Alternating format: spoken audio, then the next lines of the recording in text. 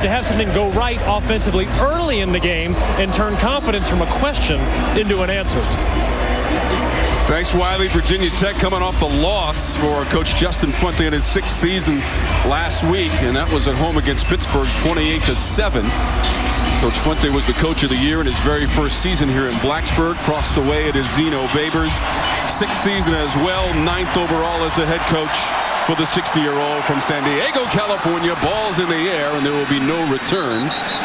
Syracuse won the toss, elected to defer. And so we will see that Virginia Tech offense first. And the starting quarterback, Braxton Burmeister James, the junior from La Jolla, California. Yeah, and Braxton Burmeister, the leader of this offense, and like Wiley said, they need him to take that next step up and read and play within this offense. A lot of those rushing yards, they happen on the fly. Improvising is when he's at his best. It would help if the running game could get going. It would help out a ton with this RPO game of theirs. Burmeister still has it. 30-yard line and out of bounds near the 32. For Burmeister on the carry with 8 yards. Adrian Cole came over to make the stop in front of that Virginia Tech bench area. Adrian Cole, quick tackle. He's filling in for Garrett Williams today. Unfortunately, Tony White, the defensive coordinator of the Orange, without his best corner and a leader in that secondary.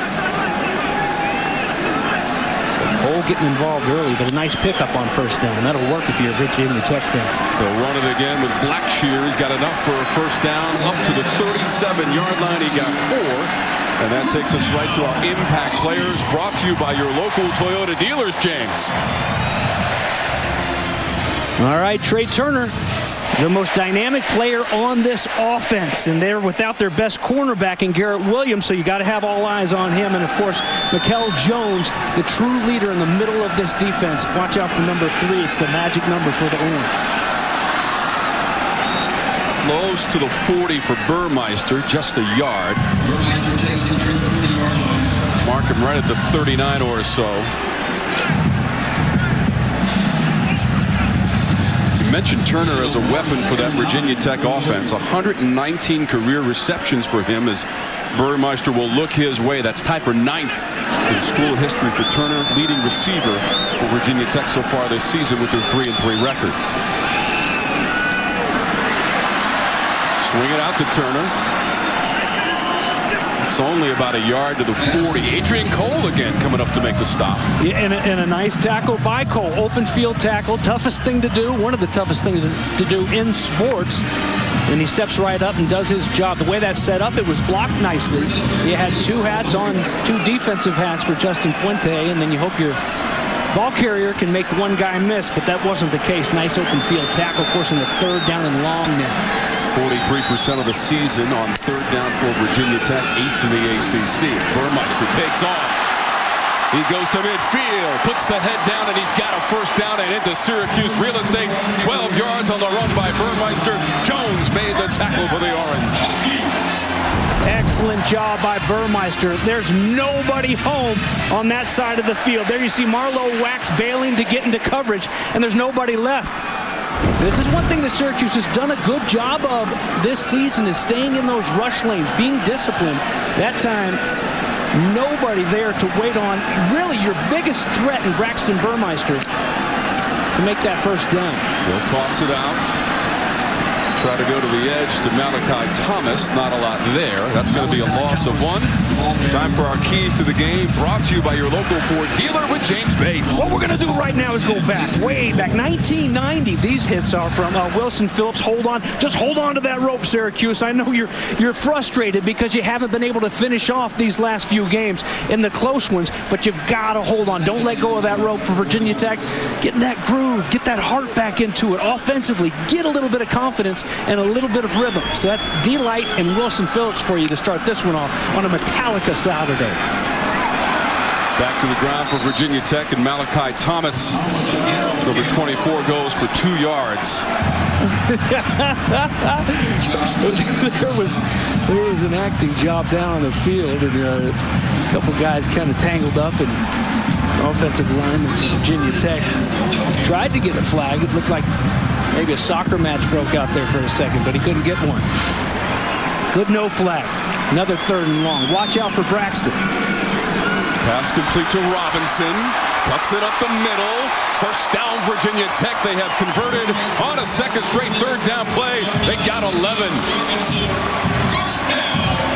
Wow, great job by Robinson. The moves in the phone booth, as they say, as he comes back on the little slip screen underneath. And look at the guys he makes miss. And what a punch to the gut defensively. You got him in another 3rd down and long. And they're able to convert. This is a big drive into top confidence for Virginia Tech. Wiley hit on it off at the top. Got to get some stuff going offensively. And no matter how this drive ends up, just the fact that they've moved the football and gotten a few first downs is big for this offensive unit. The ball right at the 35-yard line. Kingsley Jonathan was there on the tackle. Here's the 10th play of this drive for Virginia Tech to open up the ball game. It'll be a 4-receiver set for Burmeister. 6-4 as a starter in a Hokie uniform.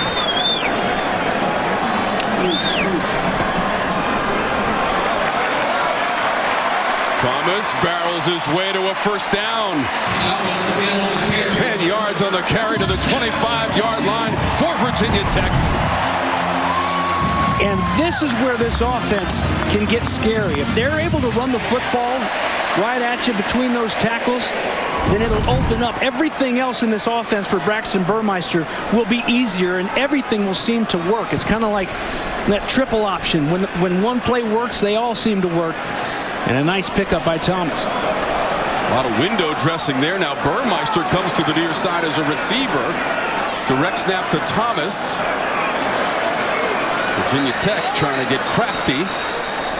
And it resulted in about 3 yards. Jeff Canton-Arcou on the stop for the Orange. 55 degrees as we play here in Blacksburg, Virginia. So glad that you're with us for Atlantic Coast Conference football in your regional sports networks. What a setting it is. Saturdays in Blacksburg, there's nothing like it. Light breezes about 9 miles an hour here inside Lane Stadium in Worsham Field.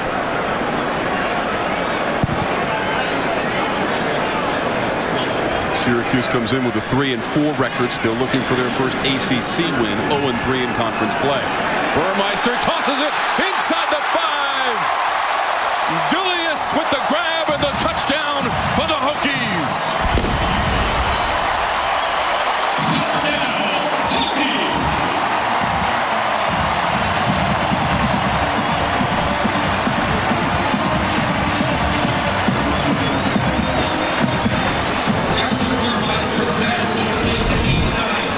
Well, the run's working, so you got to respect it. Guys biting up there, looking in the background. If I'm a linebacker, that's my first responsibility.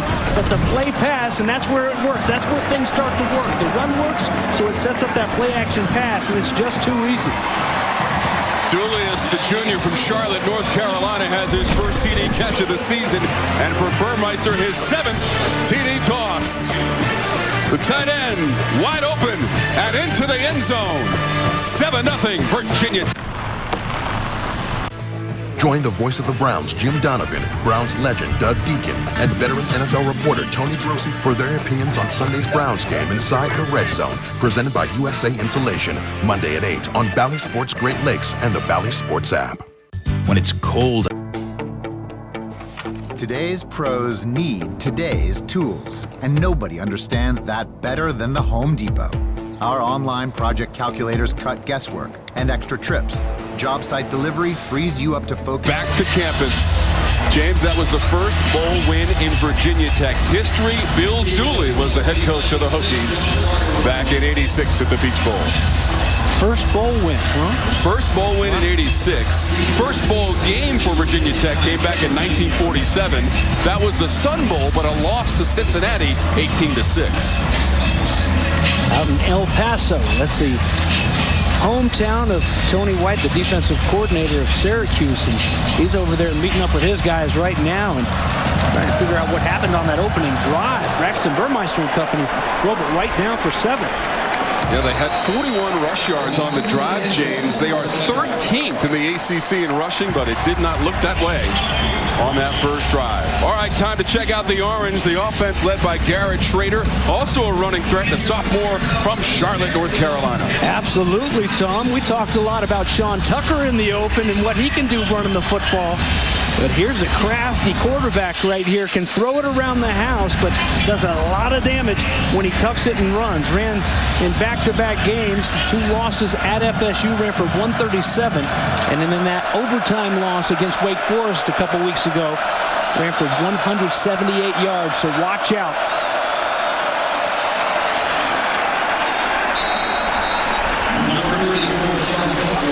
Two-yard gain for Tucker. As we check out the impact players, brought to you by your local Toyota dealers. Gain of 2, 2nd and 8. We'll get to that in just a second. Second down play for the Orange from the 27-yard line. Shrader threw for 191 yards last week against Clemson. Blast through the line up near the 35. And a carry for 7 yards by Shrader, just short of the marker. Let's check out those impact players, James. Well, let's start with Aaron Service. Start at the very beginning with those snap starts. That's the longest active streak in FBS, the 56th consecutive start here today. And Jermaine Waller, one of the better cornerbacks in the nation, leads the nation with 4 interceptions. Let's see what they've got on 3rd down and short. 3rd down has been a struggle for the Orange, 13th in the conference. That is Tucker into the line, and enough for a first down. Give him 3 beyond the 35-yard line for number 34 in blue, white, and orange, Sean Tucker. 157 yards last week against Clemson, 22 carries. His 5th straight game, as you mentioned, James, with 100 yards or more, and that ties a school record.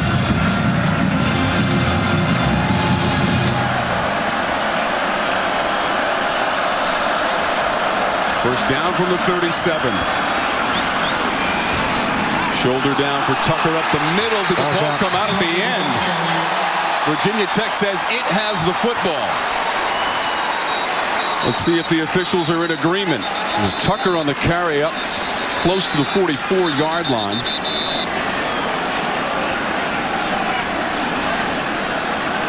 Still trying to unravel that pile. We'll take you right in the middle of it. It's like a wood pile in there, James. Well, you're going to have to chop some wood. Yeah, see who's got day long. See who's got the pigskin. It's going to be Syracuse football maintaining possession. Not ruled a fumble officially.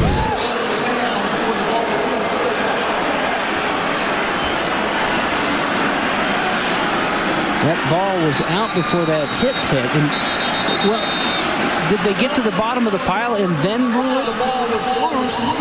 It's under further review. So now, as you just heard, it's being reviewed, and you had Peoples and Daly with hard hits on Tucker. And so Riley Johnson, our referee, has informed us this is an official review. So while they do that, we'll step aside.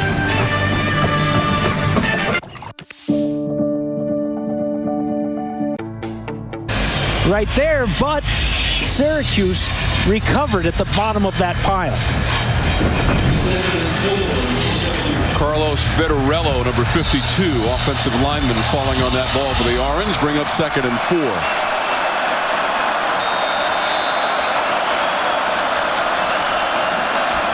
From the 43 for Syracuse. Tucker the back. Cuts it up the middle. Tucker accelerates inside the 40 for the Orange, and Connor had to make the tackle. Downshifting his way inside the 40. Tom, on that last play, too, you're going to see bodies coming from off. It's Tay Daly again this time who caused that fumble, but he takes the wrong angle. You got to flatten out. Again, what are we talking about Sean Tucker in the open? He doesn't hesitate. He gets that ball in his hands, and poof, he's gone. So if I'm blitzing, I got to come under control. I can't go running into that backfield like a blind dog in a meat market. I've got to settle my feet and come under control where I can flatten and go make a play, because there's nobody left to make those tackles, and that's when you get the big hitters. Tucker got 20 yards on the previous carry. This one a little bit more modest with 2 yards. Holyfield on the stop. Incredible names. But Tucker's total through the first 7 leads them all.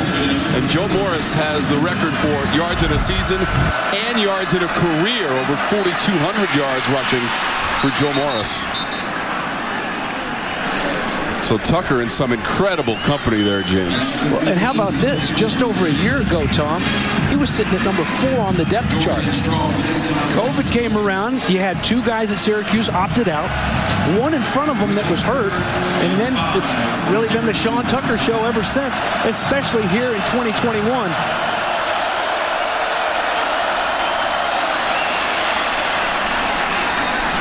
Up the middle to about the 27 or so. Shrader tackled by Holyfield. 2 yards for Shrader. It's going to be awfully close here. The down marker says number 4, like Holyfield's number. 4 of 7 on 4th down for the season for the Orange. Hokie fans making some noise on this 4th and short. The setup from the gun. Shrader moves Tucker, then hands him the football. A hole to the right side, and Tucker is going to the end zone. On 4th and short, Tucker goes all the way to the house at 28 yards. Tucker the ball carrier.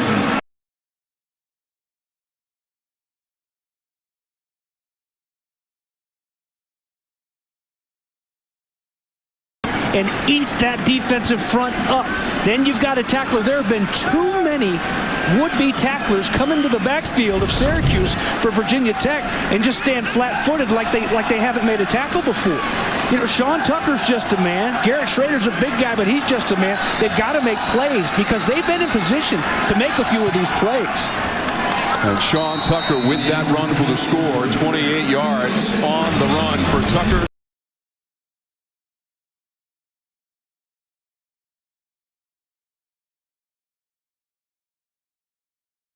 Better believe. Got DirecTV Stream. Now we can watch live TV and on demand. Today's 3-time All-American for the Orange from 1964 to 1966. An All-Pro career for the Denver Broncos. And in that rushing tradition for Syracuse, the next man is Sean Tucker. He's over 1,000 yards rushing for the season.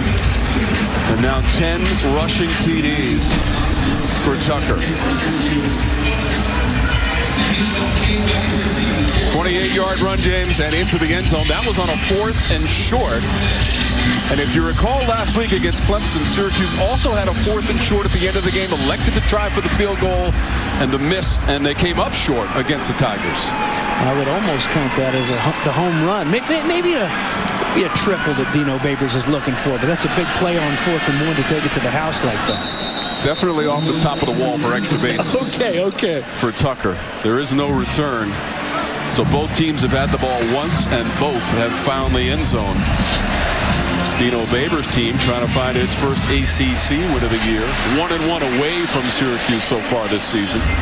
After the 17-14 loss at home against the Clemson Tigers and the miss from 48 yards away with 39 seconds to go in that game last week for the Orange. Burmeister back out there for Virginia Tech.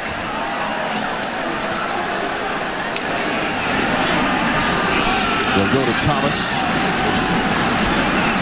Trying to move that pile up near the 30-yard line, refusing to go down. 2nd and 3rd effort, 5 yards, Malachi Thomas. Wow, looked like he was going to be stopped for no gainer, maybe a 1-yard gain, and that pile they let that pile move. It was a very late whistle as the pile kept on moving, and his teammates can help him out a little bit now. End up getting 5 on it.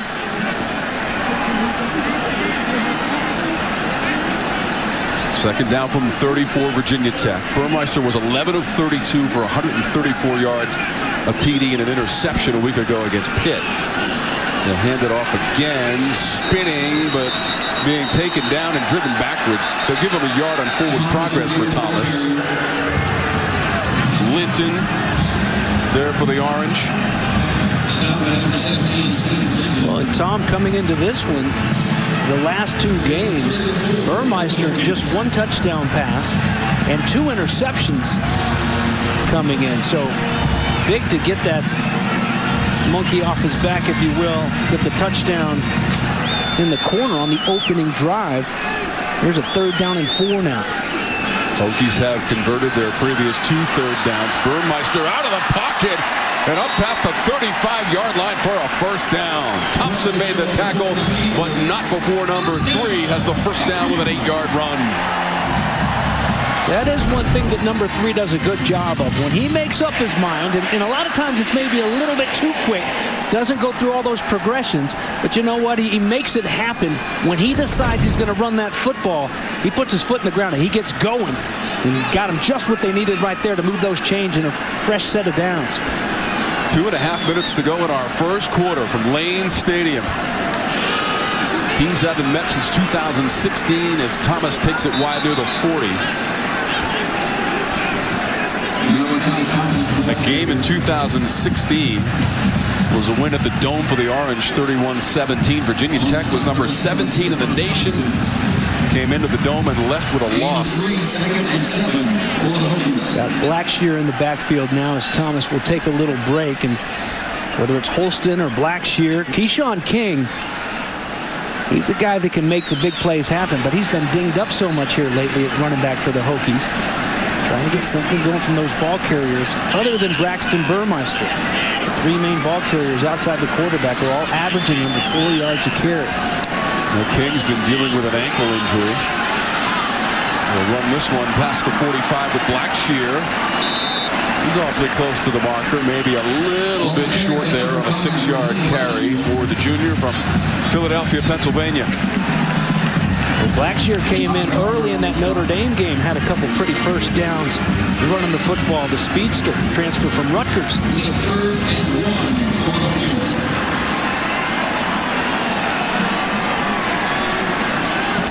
3rd and short now.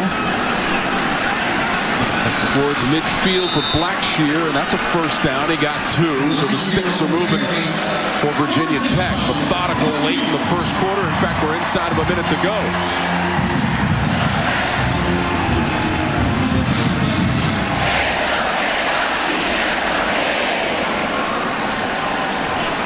Justin Fuente has got to be happy with, hey, just chip away.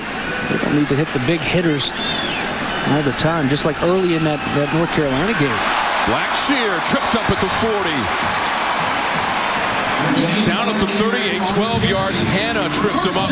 1st down, Virginia Tech. Well, big play by Hannah because the speedster was about to take it to the house to trip him up and to save a touchdown. But a nice job there the last few runs by that offensive line. Blackshear, Hoffman and Smith in the middle. Yeah, Blackshear leads the team in rushing touchdowns with 4 so far this year.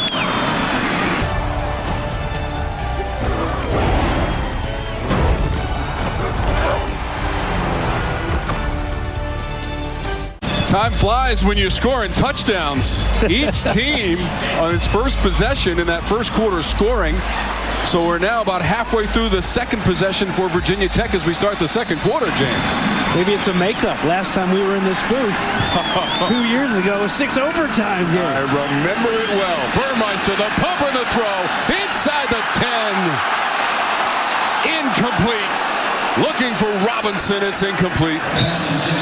Adrian Cole in coverage for the Orange. They go after Cole. Remember, he's filling in for Garrett Williams, and he got turned around.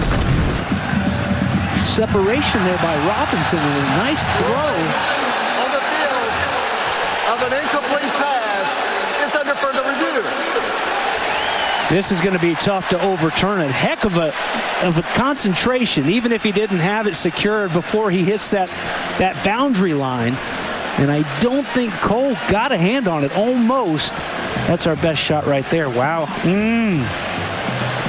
That's going to be our best look at it. And it's so boom, boom, and it was ruled incomplete on the field. He has to have complete control before his backside, in this case, hits that white line. You must have, you ready for this, James? Indisputable video evidence to overturn the call, which on the field was incomplete. Yes, we need to get a parrot. Indisputable evidence. But this is why you give yourself a little bit of padding on those boundaries when you run these routes.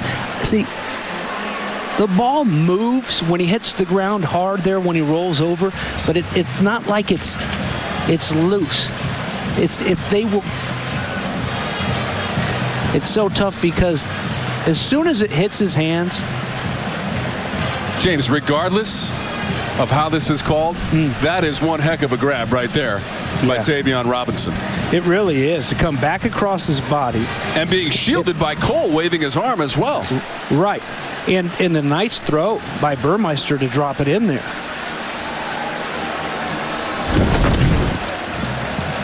For the effort, I'd like to pat him on the back and say it's a catch, but my gut's saying that they're going to have a tough time overturning it, and it'll be right back here at the 39-yard line, 38-yard line.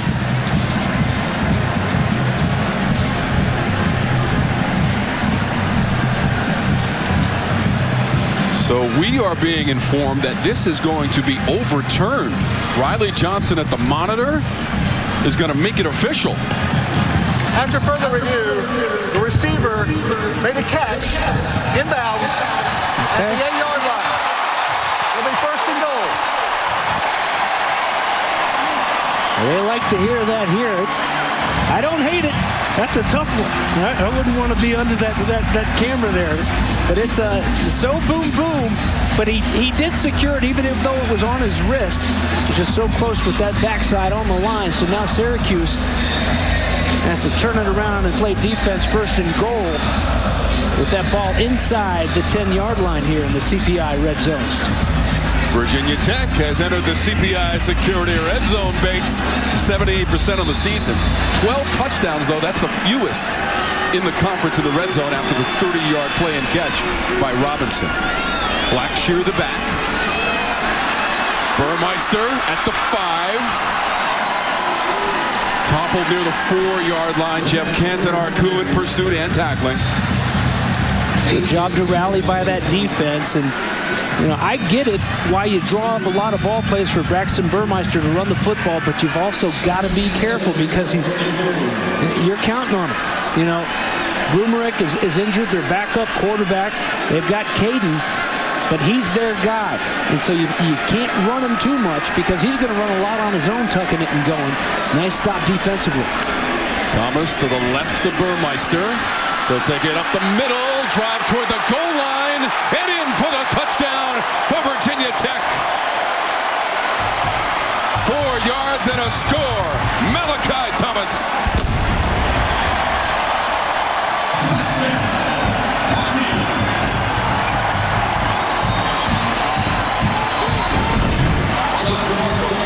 Good job by that offensive line here in this first half of the game.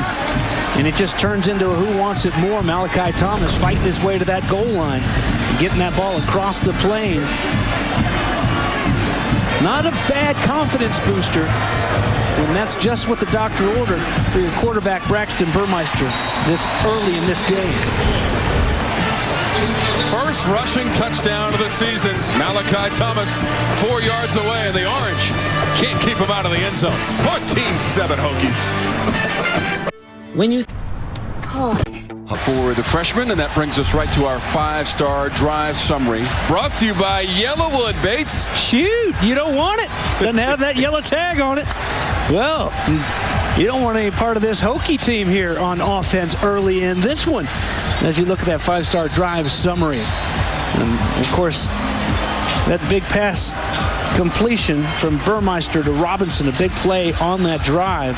They spent a little time looking at in the review booth and overturned what was ruled an incomplete pass on the field. Yeah, that was a 30-yard connection to Robinson. HBC would like this kind of ball game, James. A little bit of scoring. Let's get a 3 and out so I can get the ball back. We haven't seen a 3 and out yet. All we've seen is touchdowns so far. Syracuse has only had the ball once. It was a 75-yard drive, 9 plays, and it took over 4 minutes back in the first quarter for the Orange and Tucker. finished it off with his 10th rushing touchdown to tie Malik Cunningham for the conference lead. So the Syracuse offense coming back on the field with Shrader at the controls. Tucker went over 1,000 yards rushing for the season on that previous drive, and in fact on the TD run by Tucker of 28 yards. His 10th rushing touchdown of the season. James, we saw him in the only win for the Orange last year at home against Georgia Tech. He scored the first TD in the newly renovated Carrier Dome last year. Yeah, that was an interesting first TD. We should have known. There was more excitement. You did know. You predicted it. Don't you remember? 7 yards for Tucker. A man in his dream.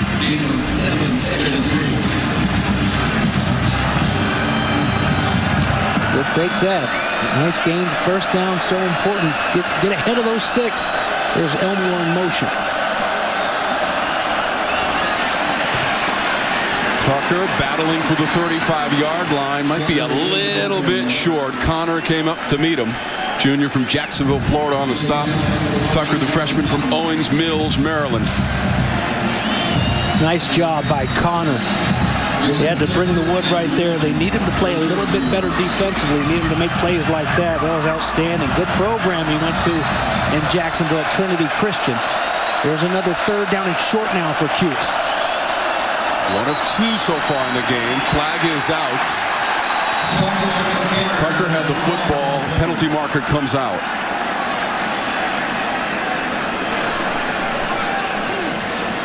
Ball starts. Offense. 5-yard penalty. Third down. Well, that'll get this Hokie crowd revved up. Feel like they're a part of this one. And making Syracuse jump off sides on a third down and short. You're looking at a 3rd and 1. And now you've got a 3rd down and 6 after the false start. First penalty, if I'm not mistaken, of the game. Have we had another penalty in this game? I don't think. Virginia Tech, that's been the norm this season. One of the least penalized teams in the nation. So let's see now, 3rd and 1 to 3rd and 6. Let's see what they've got for him. Shrader looking left all the way to Tucker. He got popped at the 30. Ball's on the turf, and it's incomplete. Tisdale made the play for the Hokies. And oh yeah, by the way, Tucker doesn't just do it taking the handoff, but he's a good receiving back as well. That time, he felt the heat coming. Great break on the football to dislodge it and forcing the punt here by Syracuse. Good stand by the Hokie defense. James Williams to punt. Robinson, the deep man for the Hokies. It's a tumbler that bounces at the 37. Fielded at the 30. Punt of 41 yards from Williams. We have an official timeout. So we'll take a timeout from Lane Stadium. This is Atlantic Coast Conference football. 14-7, Virginia Tech. Tell me your name. There's yellows, oranges, reds, and greens, the colors of fall on a crisp afternoon. Time of possession heavily favoring Virginia Tech so far, James. Yeah, some of those leaves walking in, they are maroon. It's almost like Virginia Tech's colors are based off of these beautiful fall colors outside of Lane Stadium. What a Saturday in late October. Teams haven't met since 2016. That's the only time they played as ACC opponents prior to today. Little screen dump off. This is Blackshear. He's got some turf in front of him. Across midfield and down near the 40. Raheem Blackshear for Virginia Tech at 25 yards. Hokie fans holding their breath a few times here on this one. Great job by Burmeister. That pressure, he knows it's coming. He's just got to drop it over the top of the defender, and then for Blackshear to go down and pick it up before it touches the ground. Well, they're going to take a look at it, it sounds like. It looked like he caught it. And here's another look at it. Wow, we've got some close ones early in this one. How about Blackshear getting those hands underneath it? And then the big bodies getting out there like Brock Hoffman and company to lead the way. Caden Moore. What do you see here, Tom? I was wrong on the last one. That's tough. Oh, James, well, you have the shadow to contend with as well. So that would lead me to believe that perhaps, James, perhaps there's not enough evidence to overturn the call, which on the field was complete. Now, remember, Virginia Tech was the beneficiary of an overturned call on their previous drive, a 30-yard pass play to Robinson that led to a rushing TD from Thomas. Again, kind of like the possession on the last big call down near the goal line. As long as he has control, it can hit the ground. It's not like it cannot hit the ground. Looked like he had those hands underneath it. And again, looked like he had possession. Boom, boom, hits the grass. But you're right, with those shadows, it's going to be tough. By the way, these are some spectacular replays by our production crew. That's actually Luke Tenuta. I think I called him Caden Moore earlier. I think it's going to stand. After further review, the ruling on the field stands. So it's going to be a 30-yard play. I just think the evidence was not there, James. The indisputable video evidence variety. Just wasn't there to overturn that call. So spot the ball at the Syracuse 40-yard line. Coach Babers, just a few seasons ago, they won 10 games, went to the Camping World Bowl in Orlando, beat West Virginia handily, 34-18. Well, and that's back in the Orange is the New Fast days. When they were just light speed, tempo offense. And now you adjust with the playmakers that you have, and they've got a pretty good one running that football right now in the freshman Sean Tucker. Virginia Tech a season ago went 5-6 and 5-5 in conference play, but did lose 4 of their last 5 games. Currently this season they've lost 3 of their last 4. Their last win was late September against Richmond right here at Lane Stadium, 21-10. Too close for comfort if you're a Hokie fan. First down from the 40 and leading 14-7. Number 24, Malachi Thomas, the ball carrier. 2 yards for Thomas. On stop number 9, Kingsley Jonathan.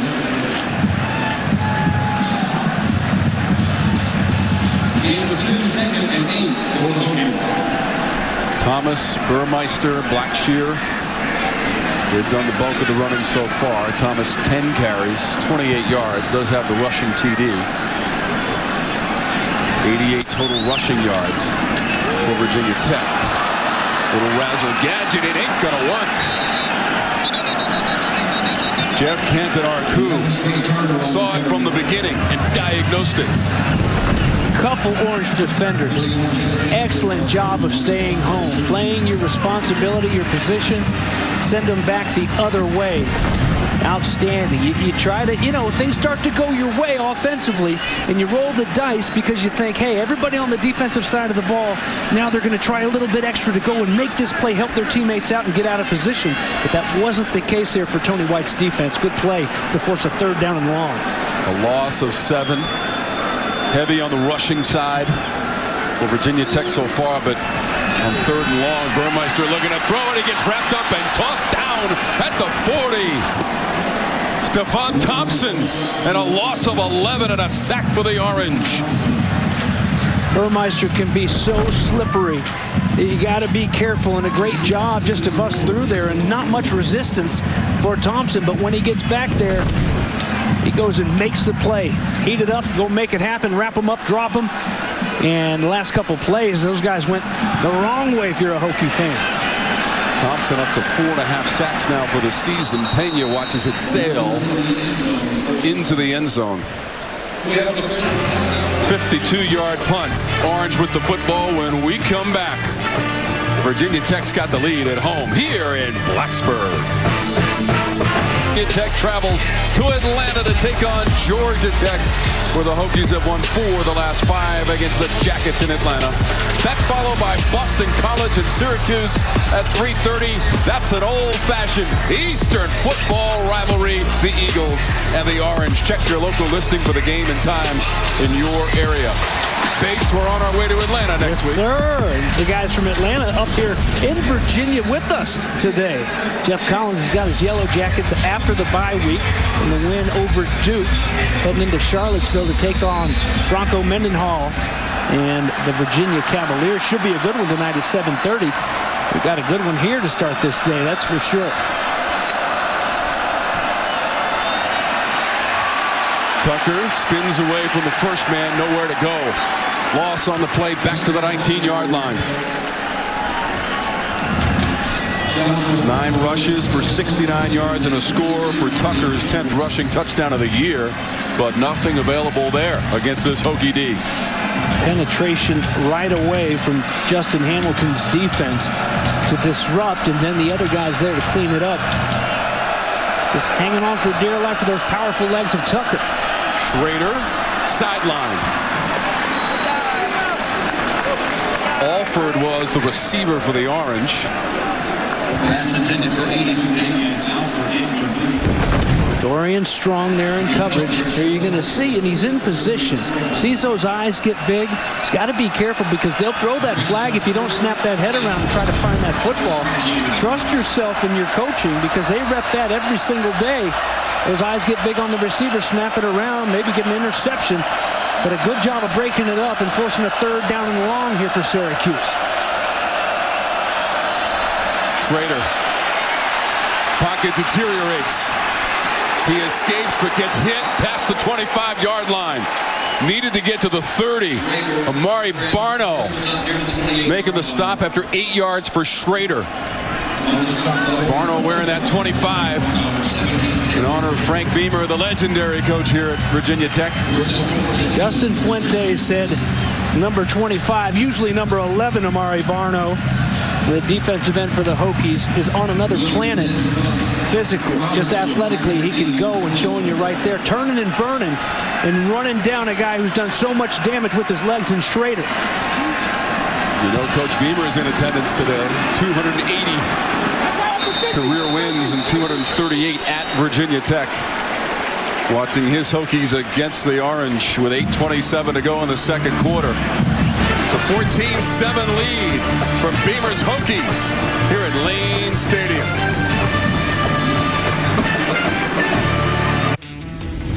Today, let's paint with New Bear Dynasty so that you can be proud of your walls. Where's your furniture? Oh, we thought it distracted from the new Bear Dynasty paint color. Let me take your coats. Because Bear Dynasty only takes 1 coat. Bear Dynasty. Go ahead, throw your wine on it. What? Stain repellent. It's also scuff resistant.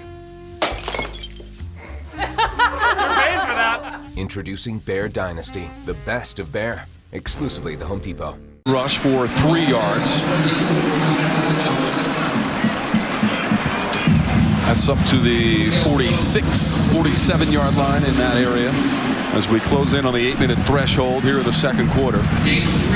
That last punt by the Orange, just 29 yards to give Virginia Tech superb field position. Well, it wasn't a great punt by Virginia Tech earlier either. It went all the way into the end zone. Frank Beamer, he's in attendance, you said.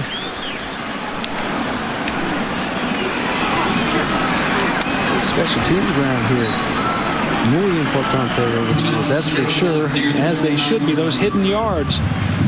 Both these teams needing all the extra yardage they can get here in this back and forth tight battle. Tom Wormy, James Bates, Wiley Ballard on the sidelines, and our outstanding ACC production crew with you from Blacksburg, Virginia.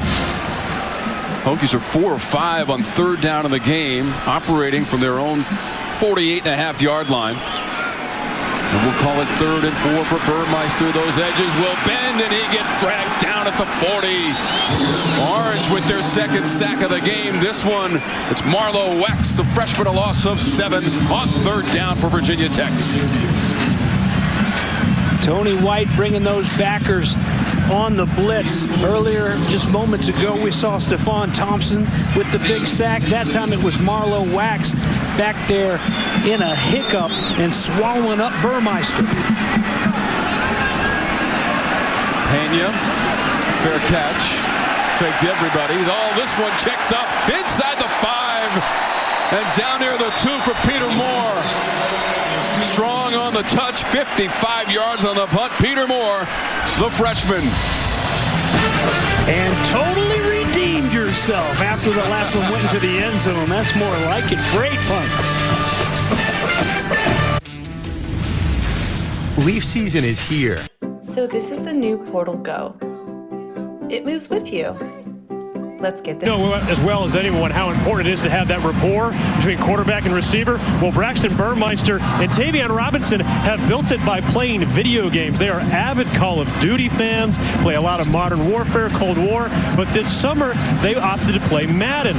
And Tavion had the idea, hey, let's do a best-of-7 series, Tavion Robinson against Braxton Burmeister, and Tavion got up 3-1 in the series, but Braxton's come back with a vengeance in Game 5 and Game 6. He's been using Kyler Murray and the Arizona Cardinals to pull the series even. I asked him, when's Game 7 going to be? They said, well, you know, we get kind of busy during the fall, so it's been on the shelf for a long time. We're working on trying to nail down a date. But, again, that's one way to build rapport among your receivers and quarterball. Yeah, they're looking good, Wiley.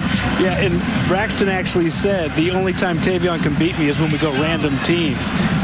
If all else was equal, and we can pick our own teams, Braxton says he's got the upper hand, but he's got the hot hand right now. He's feeling comfortable, got into a rhythm, as you mentioned, and he's made a few screen throws, nice touch passes, had the great throw to Tavion Robinson earlier that was turned into a catch. Let's see what this defense can do with a little bit of noise from this Hokie crowd, with Syracuse backed up to its own goal line now. Flow of our game's been a little random. 3 consecutive TD drives to start the game. The last 4 have been punts, and now there are flags all over the field. Ball starts. Offense. Number 60 and number 52. The penalty is half the distance to the goal line. First down. So it's half a yard back, but what happens is it revs up this crowd, a crowd that hats off.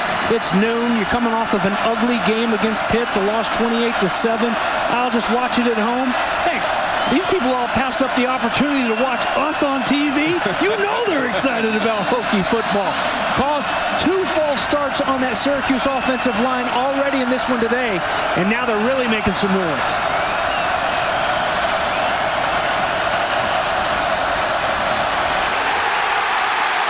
Tackled in the end zone. Shrader took it.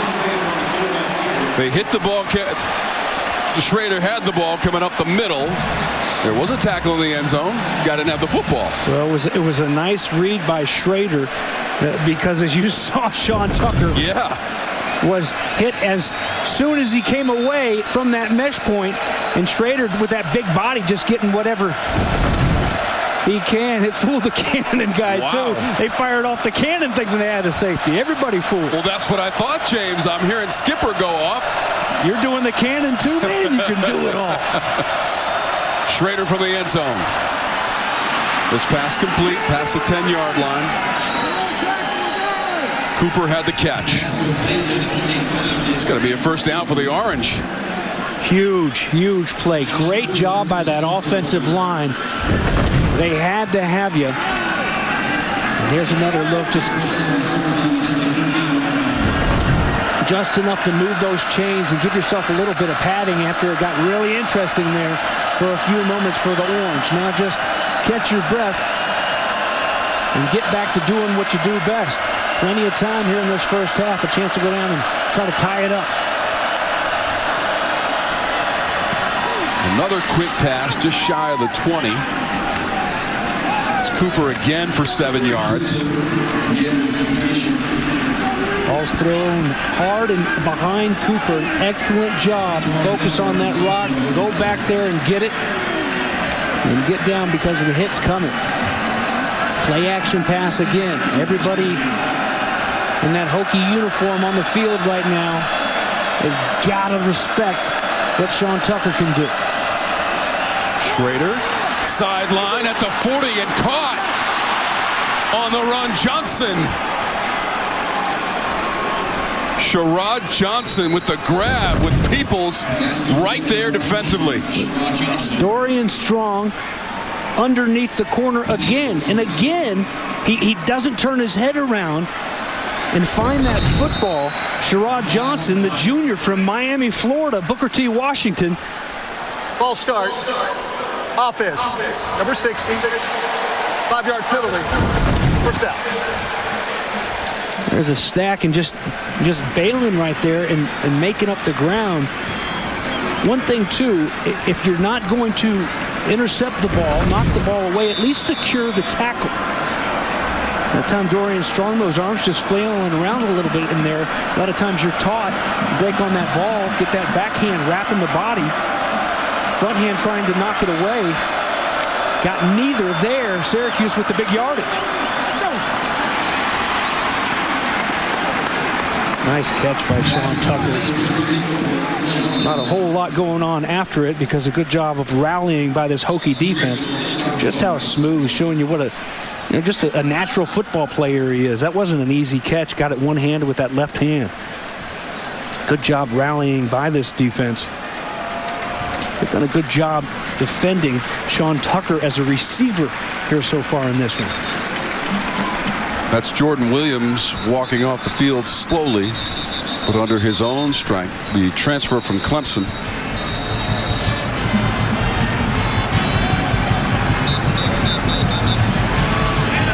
Part of the 2018 national title team for the Tigers. We talked to Justin Fuente and these players quite a bit. Actually talked to Jordan Williams as well, but talked to Fuente about a lot of transfers sticking and moving in college football now. It's a way of life, and you never know how a guy's going to be accepted by the team. But he said, hey, if you come in humble and hardworking, they'll accept you. And that's what it's all about at the end of the day, trying to help out that team. Shrader is 4 for 4 through the air on the drive, and that one really can't hang on. There is a flag out near midfield. Holding. Offense number 76. 10-yard penalty. Second out.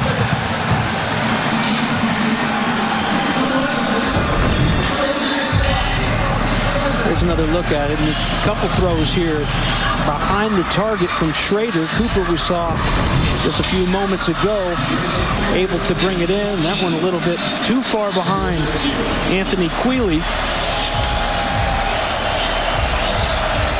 And with that penalty flag, we'll move it back in a big third down and a chance for this hometown crowd to make a little bit of noise, see if their defense can make a big play here.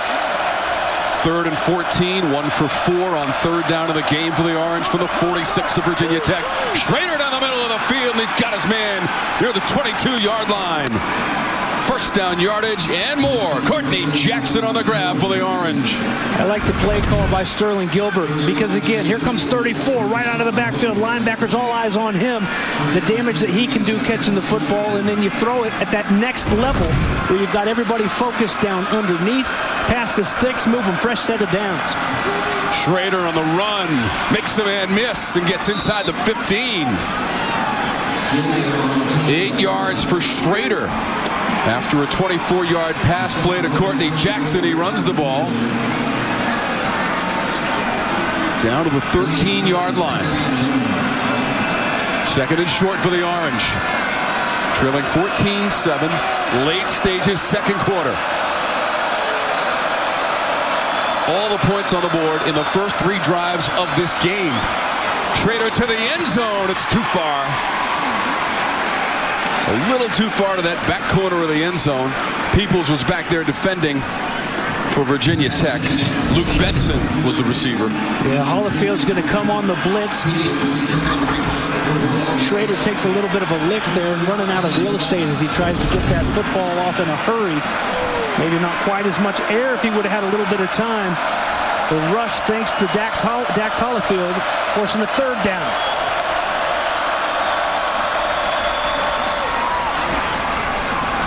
Tucker has the first down inside the 10-yard line.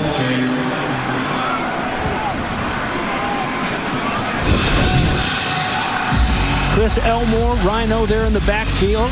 An unselfish Syracuse Orange football player who last year spent the season on the offensive line. They were so banged up, didn't have many bodies there. Leading the way For the little big man, Sean Tucker behind him, 5'10", 210-pounder, first down. First and goal, Orange. Shrader has it. Shrader to the goal line, and he takes it in. And Syracuse is an extra point away from tying this game. 9 yards on the run by Garrett Shrader for the score.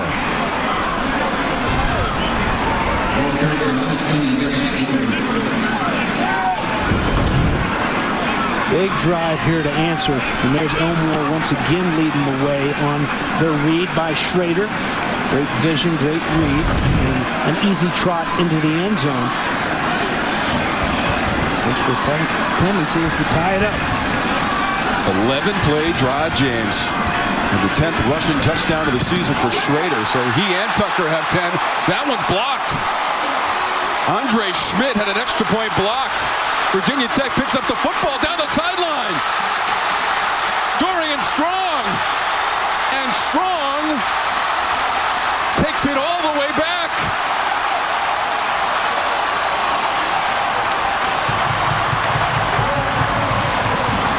The blocked extra point and return from Strong.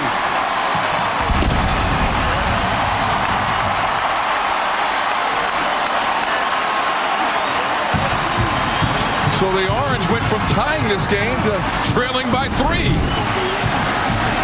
There's one more look at that touchdown. What we thought was going to be this back and forth 14-14 game as we near halftime. Excellent job. Was that Shamari Connor? Coming through there. Just the floodgates open on that right side of the Syracuse front. And a great job to scoop it and take it to the house by Dorian Strong. Beamer ball at its best. That's what they like to do around here. So respect to Coach Beamer. The big special teams plays. 95 yards on the return by Strong. 16-13. It was Shamari Connor, the junior linebacker out of Jacksonville, Florida. How about a little Duval? That's what they yell down there in Duval County, Jacksonville, Florida. Excellent job to avoid that block and to go for that point where that ball's coming off the foot to knock it down and make this thing interesting. Rather than a tie, it's a 3-point ball game with 1:54 left in the first half. Chomping on the turkey legs here at Lane Stadium. Dino Babers and the Orange having nightmares about 3-point deficits or winning by 3. Their last win was against Liberty by 3 points. Well, and it was Schmidt that had a chance at the end of that Clemson game. It's the second missed extra point of the season for Schmidt after the block by Virginia Tech. Keyshawn King with a return of 16 yards up past the 30-yard line. Interesting turn of events. And a 3-point lead for Virginia Tech coming up at halftime. Driven with the new commissioner in the ACC, Jim Phillips. Highlights and pertinent numbers from the first half, and we'll go around the league. Check out some scores from ACC play. Wake Forest has a 7-point lead at Army at halftime, by the way, and they're trying to remain undefeated. Wake Forest 6-0 for the first time since 1944. And ranked 16th in the nation. Highest ACC team. Blackshear. Cross the 50. Ripped down at the 33 by Carter. Raheem Blackshear on the rumble for Virginia Tech. 38 yards. Behind that big veteran offensive line, starting to get a little feel good on the ground, these Hokies, and plenty of time with 3 timeouts. But Malachi Thomas, Blackshear as well in this game, have looked pretty good running the rock. 5 rushes, 64 yards. Blackshear, that's knocked away at the 25-yard line from Trey Turner. Deuce Chestnut, number 20 for the Orange. 1:22 to go in the second quarter. There you go, while we've got a chance. Great vision. Great backs always have great vision. And you know what they have is help down the field. Trey Turner may have just dropped that football on the pass, but he was blocking well downfield to help create the big hitter. Almost 40-yard gain by Blackshear. Blackshear came into the game as the leading rusher for Virginia Tech.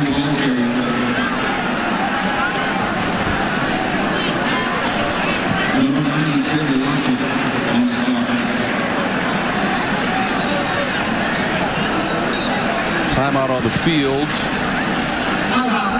That halftime lead big for Coach Fuentes, 36-4 as the Virginia Tech head coach with the halftime lead. And they've got it right now and possession of the football for the 6th-year head coach. 25-12 here at Lane Stadium for Justin Fuente. Let's check in with Wiley. Thanks, Tom. We're joined by Virginia Tech alum Christian Darrisaw. Christian, you made your NFL debut just last week for the Minnesota Vikings. How special was that moment? It was very special. Just like the long process and the journey to get there, and to finally be last week versus Carolina Panthers, it was very special. And now you're home on your bye week. How special is it to be back at Lane Stadium in front of these home fans? I love Lane. I love Virginia Tech, and anytime I got time to be here, I'm going to be here. I can see you talking to some of your teammates as we step away here. Yeah. What have you been telling them in the huddle? I'm just telling them to keep their focus and keep going hard. Get this W. Tom, back to you. Thanks, Wiley. That pass behind the receiver, Tavian Robinson, and incomplete. We feel the same way about coming to Lane Stadium, by the way, Bates. Right? I mean, what a setting for college football. And what a game we've had so far. Extremely competitive. 1:12 to go. Yeah, beautiful day, too. If your team's playing up here and you haven't been, put it on that bucket list, because this is one of the most beautiful venues in all of college football, that's for sure. Big stop there by that orange defense, bringing the blitz and forcing the rushed ball incomplete. John Parker Romo, 48 yards away. He hits it. 5 of 7 on the season. John Parker Romo, 48-yarder. Parker Romo, it's good. 19-13 Virginia Tech, just over a minute to go in this second quarter. Well, Fuente told us he's got range of 50, 55. Watch how confident he is. Boom. He's ready to slap hands before it even goes through the goalposts. He did make a 52-yarder, James, in the loss to Notre Dame. That was a career long. In fact, he made all 3 of his field goal attempts against the Irish. And that was a tough loss for Virginia Tech against then number 14 Notre Dame, 32-29 here at Lane Stadium on October 9th. Their loss at West Virginia was also close. We documented the Orange, their last 3 losses in a row by a total of 9 points. So both of these teams telling us that a play here, a play there, the records could be a lot different. No return from Pena.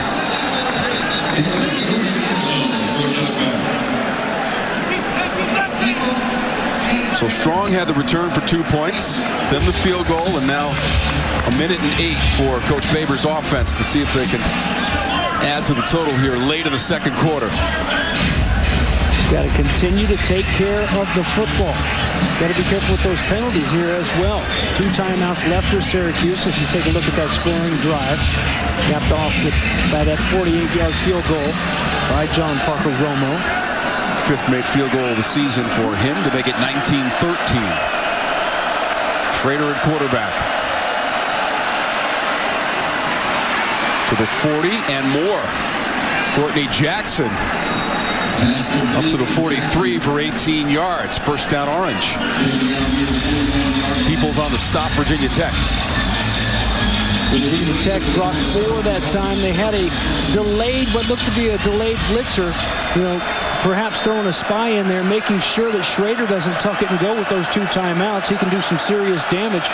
Running the football in an empty set. This time he's joined in the backfield by Tucker. Shrader through the progression, over the middle. Caught near the 45-yard line. Jackson is the target again. And that's 12 yards and a first down as he beat Connor. Move those chains for the Orange. And down to the 45. 4 receiver set for Shrader. Steps out of the pocket. Shrader with plenty of room inside the 30, and he veers out of bounds near the 20-yard line. How about those last 3 plays for the Orange? 23 yards on the run by Shrader. Boom, boom, boom. And how about Anthony Quealy, the receiver down the field, realized watch up top. Good coverage at first by Virginia Tech, and the rush gets there. But you got to keep all those lanes secure. You can't let the big man slip out. It's Quealy I was talking about off the top, turning and blocking and buying perhaps about 10 more yards for his quarterback. Still with 2 timeouts here. 19 seconds though. 249 yards of total offense for the Orange. And now a timeout taken. And Virginia Tech will take this timeout with 19 seconds to go. And that ball sitting on the 22-yard line of Virginia Tech. So Syracuse got that ball back with a minute and change, and they're trying to drive it right down the field. You know, you could put together the beginnings of a pretty good little football team if you take the transfers from Mississippi State. Remember, Keaton Thompson, everybody knows about him and what he's done in the ACC for Bronco Mendenhall, and the Virginia Cavaliers, do it all. Really special offensive player, and then Shrader, a transfer from Mississippi State as well. It is a unique fit, though, if you want to be a part of a Mike Leach system. But still, you'd like to think that you could find some way to use a couple of these studs that have left. They're making big plays here in the ACC now. So Shrader has passed for 113 yards and rushed for 63. Does have the touchdown run of 9 yards in this quarter.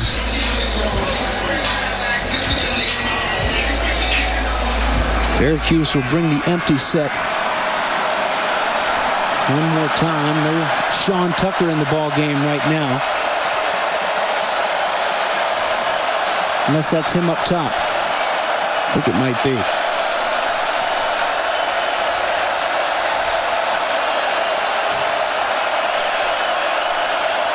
From the 22 for Shrader. Looking for the end zone. Off the fingertips of the receiver, Quealy trying to run under that one in the back of the end zone. Orange taking a shot at the end zone from the 22. Yeah, and he had a step on the defender. Armani Chapman, 37 there, rather, and just ran out of room. Nice ball sitting there waiting for him from Garrett Shrader. Back to 2nd and 10, 5 ticks go off the clock. 14 seconds on the game clock. Whistles prior to development of that play, and a timeout Virginia Tech.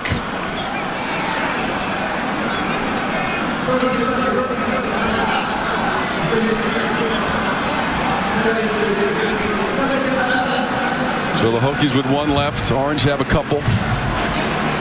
And driving here late in the second quarter. Syracuse was an extra point away from tying this game. Virginia Tech blocked the extra point. First time since 2008 against East Carolina, blocking an extra point and then returning it for 2. That game was in Charlotte. Well, it's been a while. But because of that and the subsequent field goal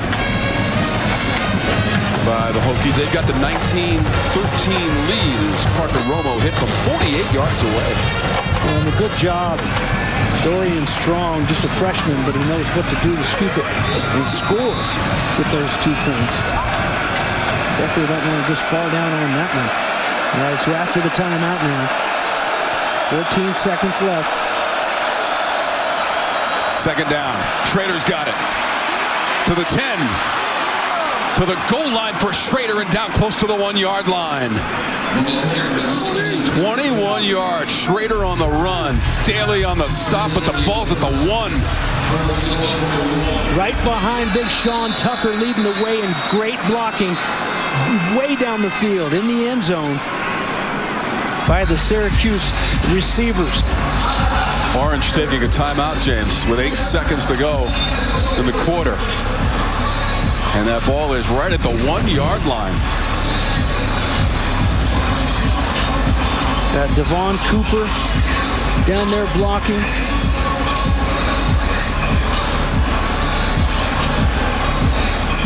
Amari Hatcher as well, and got up there pretty close. But again, to make these big runs, to make these big plays, you need guys that are team players on the edges, and both of these teams have had some good blocking on the perimeter by their receivers here in this one. Sean Tucker was the lead block on that design quarterback run for Garrett Shrader. Nice play call there by Sterling Gilbert. So using that timeout, they've got one left with the 8 seconds. So, James, what's the play call here? 8 seconds to go. The ball's on the 1. Well, you got Sean Tucker. You had a 4th and 1 in the first quarter.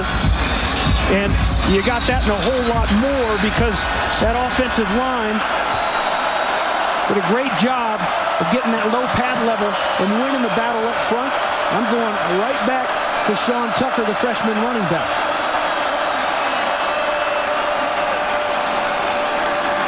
Not yet. Timeout. So Syracuse has now taken its 3rd timeout.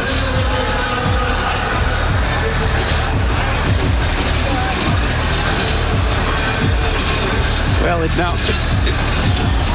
if you do go for it there, James, and don't get it from the 1, now you have the clock to worry about because you're out of timeouts now. I mean, you're coming out of a timeout to call a timeout. And yeah, this is big. This is really big. You're going to get the ball to start the second half. Watch the top of your screen. And what it is a substitution that he was worried about. So he had to call the timeout. It was a personnel problem, not a play call problem. And wisely going down there because you're backing it up. But now you have to score. Big play at the goal line. They throw it into the end zone, incomplete. Alford, the receiver in the end zone for the Orange, but it was well behind him. And now you're down to 5 seconds left. Receiver not quite ready for it. That's Damien Alford. And of course,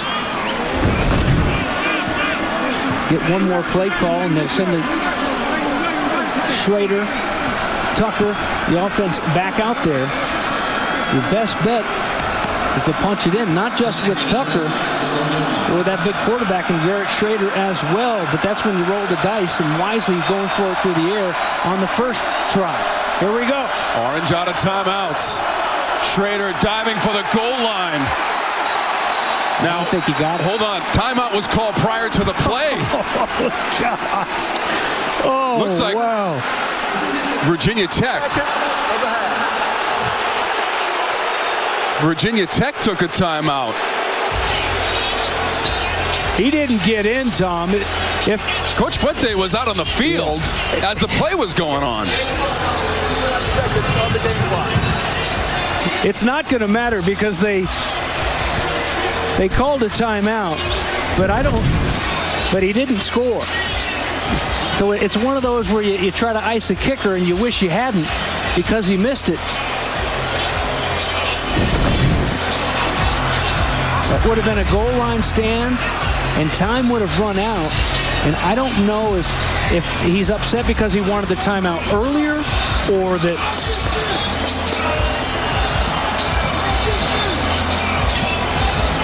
I mean, he may be saying, I didn't want to call it. Clock might have run out. It's going to be a field goal attempt now from 19 yards away. Andre Schmidt.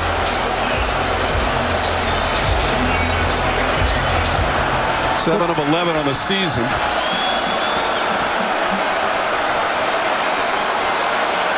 First all-time in career points in Syracuse history. 336. Can he add 3 more? No good. What a crazy sequence of events. I was about to say to end the quarter. James, it's not done. 3 seconds left in this quarter. Well, just a few moments ago, I thought we'd ease into the locker room tied at 14, and look at all the craziness that's gone on since then. Now you've got the Lou Groza Award winner from a couple years back, missing a chip shot here, and a Syracuse football team that did not handle what looked to be like a great answering drive before going into the halftime locker room. It have 2 timeouts. You've got Sean Tucker and you've got Shrader, and you're down knocking on the door, and you end up going for and missing a field goal. That's a tough pill to swallow right there. The Orange given a second chance at getting points on the board because a timeout was awarded to Virginia Tech prior to the attempt by Shrader with the QB sneak. They brought Schmidt out, who was essentially automatic, heavy metal, off the upright. And the Orange coming up empty on this closing drive of the second quarter. Just a strange sequence of events with timeouts and plays on the goal line, a missed field goal. Yeah, let's just snap it and get to the locker room. I'm in agreement there. Wow. And all that craziness happened after the blocked extra point. Yeah, and after that block extra point, you'd think all the momentum, all the energy in this house belonged to the Hokies, and it did, but not for very long because Syracuse drove it right down the field. So keeping right on par with that one, and there's one thing that can kill confidence and momentum and energy. It's little ticky-tack penalties, and Justin Fuente's team's done a good job of staying away from them here in this game throughout the season. It'll be an interesting second half. See if Shrader and company can march it down like they did before halftime. Pena watches it go into the end zone. So the Orange will have the ball to start the third quarter. Shrader 8 of 14, 113 yards. He had a rushing TD in the second quarter of 9 yards, and Sean Tucker had a 28-yard TD run, and that was on a 4th and short. He took it all the way to the end zone. Of course, the extra point after the Shrader rushing TD was blocked and returned for 2. Now, Virginia Tech and Syracuse certainly had a chance to put points on the board at the end of that second quarter. Dorian Strong had the return on the block for Virginia Tech on that extra point. Shrader, a little play fake. Tries to cut it back and then gets cut down at the 28-yard line. Shamare Connor on the play. 4 yards for Shrader. Connor's the one who had the extra point block, and a good job staying home again. Disciplined football defensively for both of these teams here in this game. There's a chance for him to bite really hard on the hard play fake to Tucker. The bootleg, nothing there down the field, and nothing there as they bottle up Shrader running the football either. Shrader spins at the 30. Up to the 32-yard line at 4 yards for Garrett Shrader, the sophomore from Charlotte, North Carolina. Jalen Griffin on the tackle for the Hokies.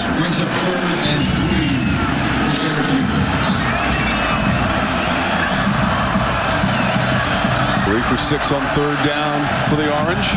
Syracuse got to make sure they've got it cleaned up. Nobody's going to jump here. Don't want to make it 3rd and 8 just like that. This is 3rd and 3.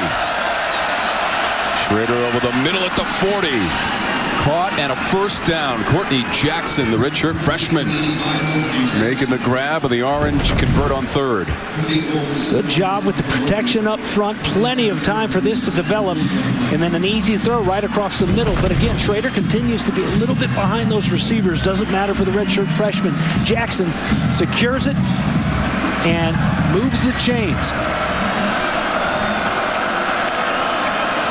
20 catches for Jackson in the last 3.5 games for the Orange. They go to the ground, and there's nothing there for Sean Tucker. Tucker went for 73 yards and a touchdown on 10 carries in the first half. So relatively speaking, Virginia Tech did a fine job against Tucker, with the exception of the 28-yard TD run. Yeah, and that opening drive, he had a couple couple little runs, but you're right. They've locked it down a little bit here as of late. Tough to do, though, for 4 quarters against number 34. Syracuse tops in the conference. Rushing yards per game, 232. Tucker, left side, across midfield. Tucker slow to get up for the orange. He got 17 and people stopped him. But Tucker is still down for Syracuse.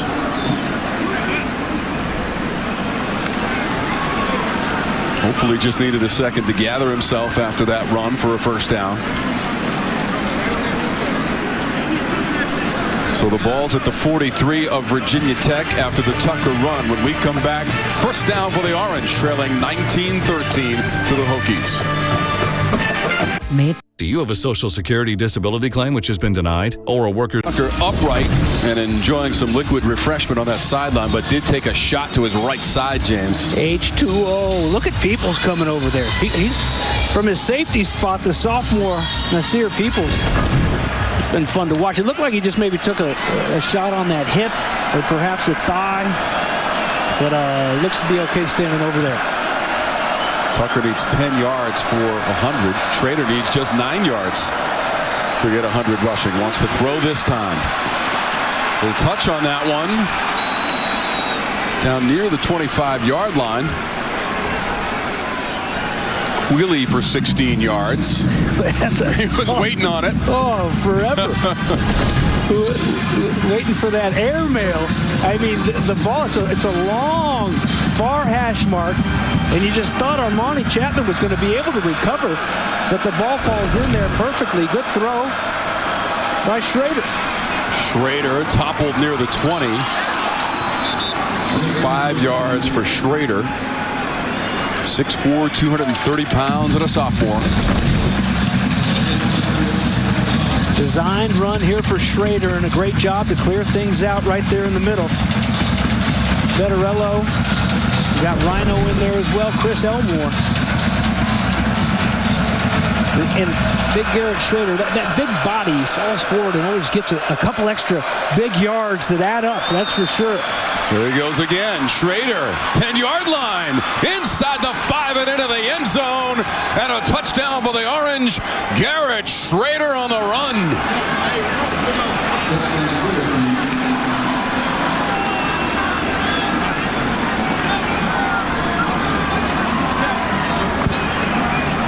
This has been such a good fit for this offense, Garrett Shrader.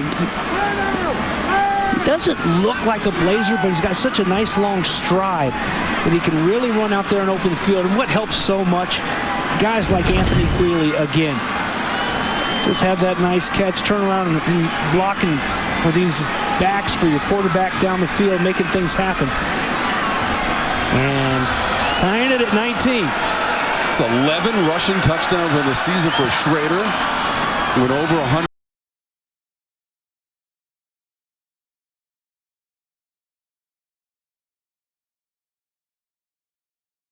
That takes a 1-point lead.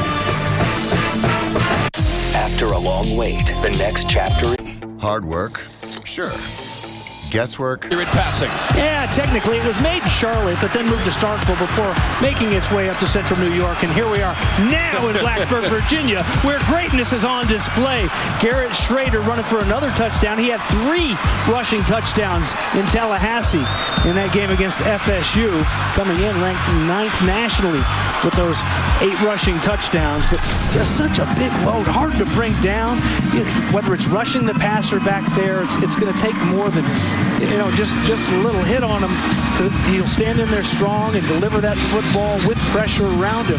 But where he really does his damage and really shines is, as we've seen a few times in this game, just out in the open field. Just gets going and full head of steam. He's tough to stop and he's tough to catch. Deceivingly fast. 117 yards rushing for Shrader. 3rd time this season over 100 yards on the ground. And now 11 rushing TDs to lead the league. King. 15.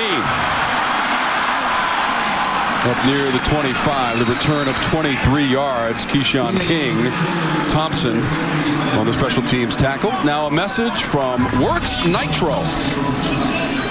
Meet Works Nitro. Powerful tools for any project with gas-like power without the gas. Fueled by Virginia Tech from its own 25-yard line. Orange now 345 yards of total offense. Virginia Tech 14th in the conference, averaging 310 per game, and that's incomplete far sideline. Robinson diving for that one, coming up empty. Deuce Chestnut in coverage. By the way, the Syracuse secondary, some of these names, James. Marlowe Wax. Yep. Deuce Chestnut. Jeff Canton Arcu. Anwar Sparrow. Smurf Greenwood. Amon Greenwood. His name is Smurf. Quite a collection. Yes. And they are part of one of the top defenses in all of the ACC. Penalty markers. In fact, they're second in total D. Ball start. Offense, number 76. 5-yard penalty. Second down. First penalty against the Hokies today. Chestnut can be a tough name for a defensive back, though. Kind of like Blewett. Remember Blewett, the kicker at Pitt a couple years ago? That was a tough kicker name. But Chestnut, you know, you don't want to get roasted as a Chestnut. In defensive backs, it's part of it, you know? The holiday season is upon us. Yes. Just over 11 minutes to go in our third quarter. Virginia Tech has the football second and long. First penalty of the day. Burmeister has his man short of the 40. That's the first down. They'll mark him at the 39. 14 yards to Caleb Smith. Barron made the hit. Great job. Good throw on the money, and knowing he's going to take a lick, Caleb Smith hangs on to that football and pulls it down enough for a first down. He knew that he was exposed. A sophomore from Bumpus, Virginia. Walked on here at Virginia Tech and earned a scholarship. His dad was a football player at Richmond. Deep ball near the 20. Twisting attempt from Trey Turner, and it falls incomplete as Burmeister cut it loose. Well, no roasting there. I beg your pardon, that's 26. That's Smurf. I thought it was a 20 in Chestnut, but a Smurf Greenwood, stride for stride, excellent coverage, and almost an excellent job of going back there. Most dynamic playmaker's been shut down a little bit here. Trey Turner this afternoon, thanks to guys like Greenwood. 6 of 10, 113 yards passing. That one batted and deflected, incomplete. Barron got a piece of that. So Burmeister now 6 of 11, 113 yards. Does have the TD pass of 22 yards to Dulius. Good smart ball. You're not going to make it there. Try to make an impact on the play. Mirror that quarterback. Get those hands up. But it starts with using your hands as a rusher, separating from that offensive blocker so you have space and the ability to get up there and knock it down. Good job by Justin Barron. Force a third down and 10. Burmeister just one of his last 6 passes. And now third and long. And that one appeared to be a bit of a miscommunication between quarterback and receiver. Incomplete. Chestnut back there. Robinson was the receiver. And now the punting unit must come on to the field for Virginia Tech. We're in Blacksburg after all. Careful, middle of the field. These punting units out there.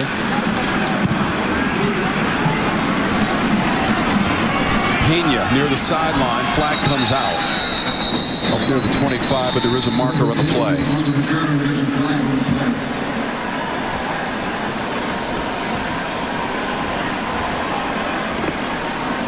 Riley Johnson is our referee.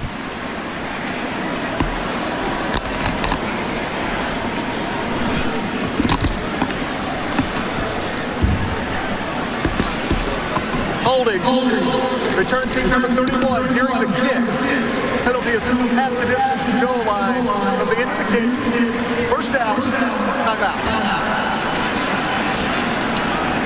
10:07 to go in the third. And the statue of the legend, Frank Beamer, just outside of Lane Stadium.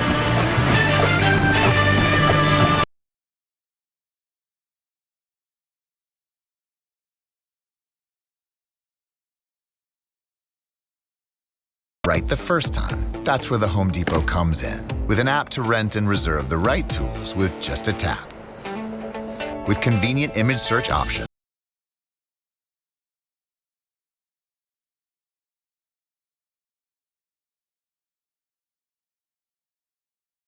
The Home Depot app. How doers get more done.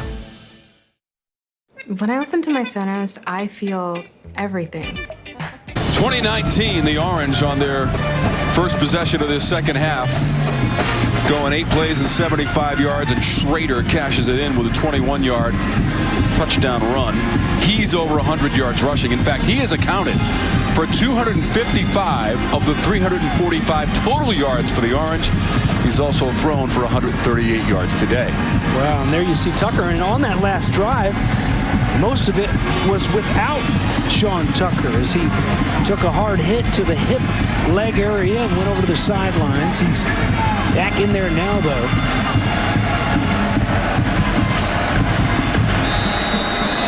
Got a 1-2 punch in the backfield. Tucker just 10 yards shy of 100 for the game. Going to try to add to the total. Can't bounce it outside. Maybe the 18-yard line. Dax Hollifield, the junior from Shelby, North Carolina, number 4. Orange and maroon this afternoon. Maybe a 1 or 2 yard gain for Sean Tucker. Dax Hollifield back in his natural spot of middle linebacker, able to go tackle to tackle, sideline to sideline. It was Ashby there for quite some time. He was the guy in the middle last year. Now it's number 4. Tucker at the bottom of your screen has 1 catch in the game. That one again kind of floats in between 2 prospective receivers and incomplete. Pena in the vicinity. Quealy as well. We're not really sure. Miscommunication there between the receivers and the quarterback. That forces you into a pretty scary spot at 3rd down and 9 now.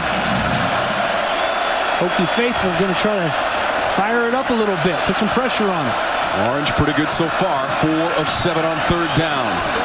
To the near side, a one-handed attempt near the 28-yard line is incomplete. As Shrader looking to his left cannot connect with Sherrod Johnson. And now it's 4th down for the Orange. Ryan Murray there on the coverage. And again, a route that's run really tight to that boundary line. There's not much wiggle room at all. Thrown a little high and hard, and a 3 and out. Big stand there for Justin Hamilton's Hokie defense, and the offense looks to get the ball in decent field position. Robinson deep. Williams got it away. It'll bounce near the 45. Robinson on the hop. Couldn't get past 3 and 4. Orange players 38 yards on the punt. The return was 4 yards. Robinson does have a punt return TD against Richmond of 60 yards. Let's look at the tail end of this one, James. Yeah, it's a good no flag. The punter does a good job of trying to sell it. James Williams. Aaron Belinsky, by the way, that long snapper, always does a good job. Anytime you watch special teams Syracuse, number 50 is going to find a way into the scene and make something happen, hustling down after he snaps the football. Best field position to start a drive for Virginia Tech. This is Trey Turner down the sideline and out of bounds. Rob Hanna had to knock him out of bounds. 26 yards on the play, Hokies. Leading receiver on the team will take it. The handoff from Burmeister this time. Beats everybody to the edge. A little bit of help on the outside. And there's that dynamic playmaking ability that we've been looking for out of number 11.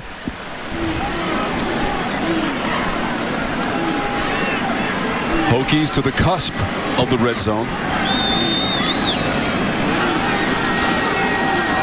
Blackshear takes him into the red zone with a gain of a yard.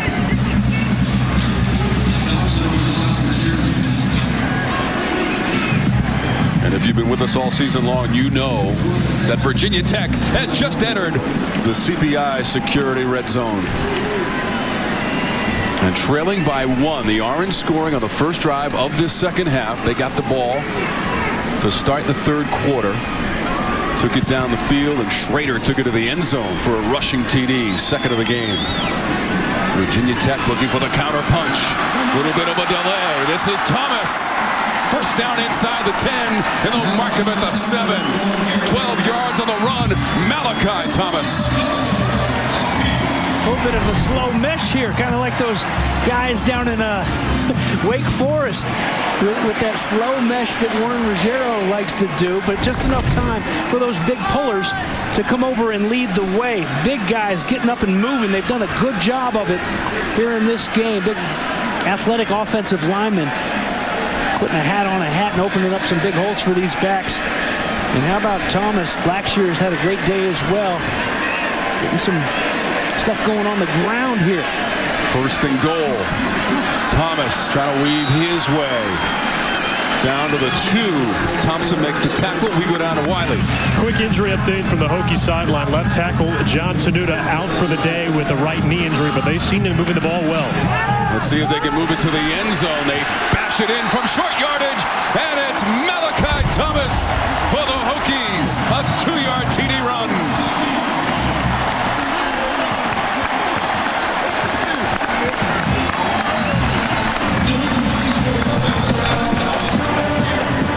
This is an offense that really rallies around the play of Braxton Burmeister, living and dying with number 3, and he hit a little bit of a speed bump after a nice first half.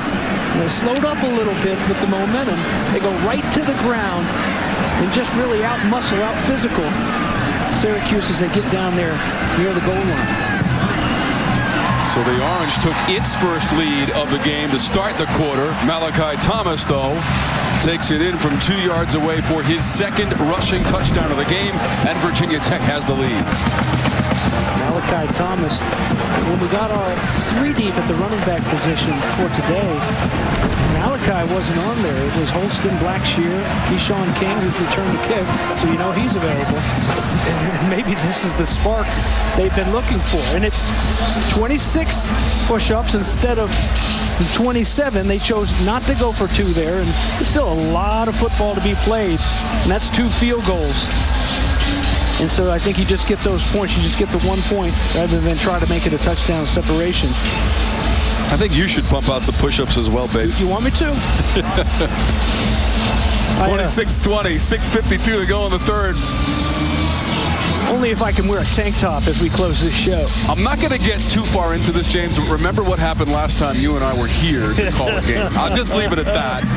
Look at that. We'll get into it a little bit later. Well, that's the way to do it. We need Freddie and Skip to help us out with those kind of push-ups up here in the booth. Lutz and Pena, the deep men, no opportunity to return the kickoff. Before we proceed, a message from Works Nitro.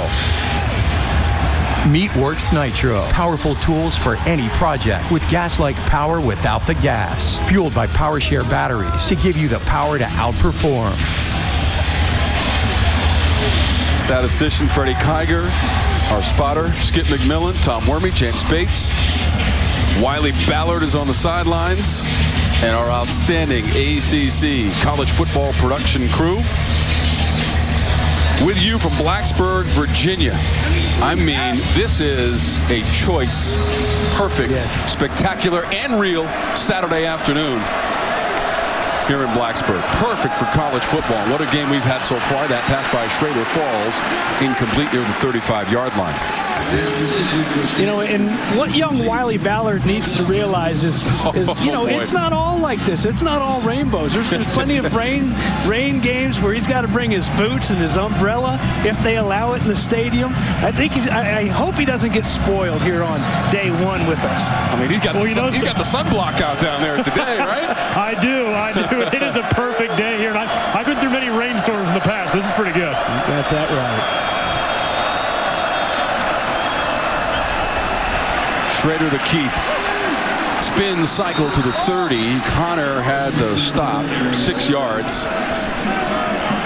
Garrett Shrader, capable runner all season long, and it's on display today, James. Well, in situations like that where it looks like they've got him wrapped up, he still seems to lean with that 6'5" frame for about 3-4 more yards. And boy, do they ever add up. So rather than a 3rd down and 6, 3rd down and 7, now you're stepping up to the line looking at 3rd down and 4.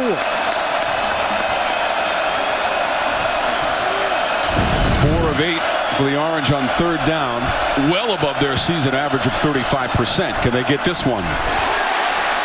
The answer is no, as that one falls to the ground. Looking for Jackson. It bounced around. Peoples might have punched it out of there. Nasir Peoples, a sophomore from Abington, Pennsylvania. 4th down, Orange. Nasir Peoples has been impressive against the run. Very physical from that safety spot. And there, Justin Hamilton dials up the blitz. He's there to save the day, defending the pass and knocking it away.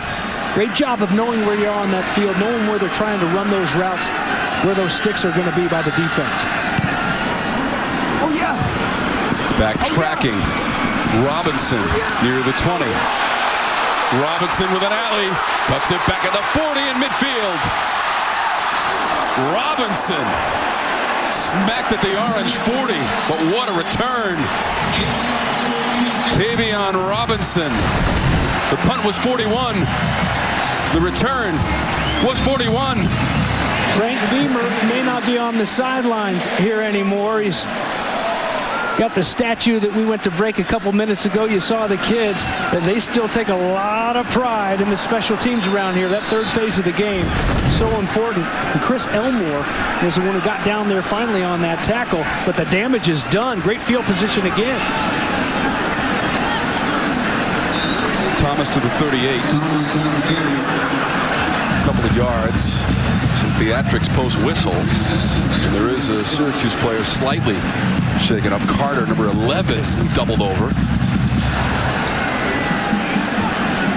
Physical football game this afternoon, James Bates.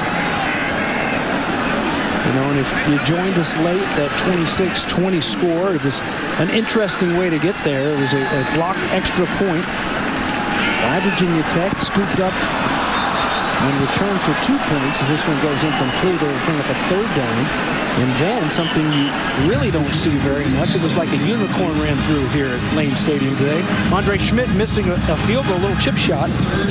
All-time leading scorer at Syracuse. So if you add up the missed extra point, James, and the 2-point return and the missed field goal by Schmidt from 19 yards, there's your 6 points. 26-20. Burmeister just one of his last 8 throwing. So they'll run it. Needed to get to the 30-yard line. That was Blackshear. He got 4.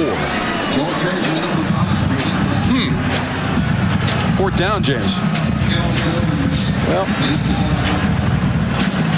at very least, I'd line them up and try to draw them off sides. If you're thinking about punting the football, you go ahead and take that delay of game penalty. It's kind of in no man's land.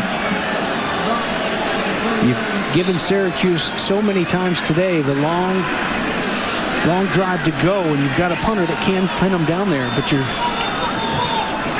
just 2 of 7 on the season on 4th down for Virginia Tech. Is this going to be a clean play? Turner was the receiver, Greenwood the defender, and no, Coach Fuente.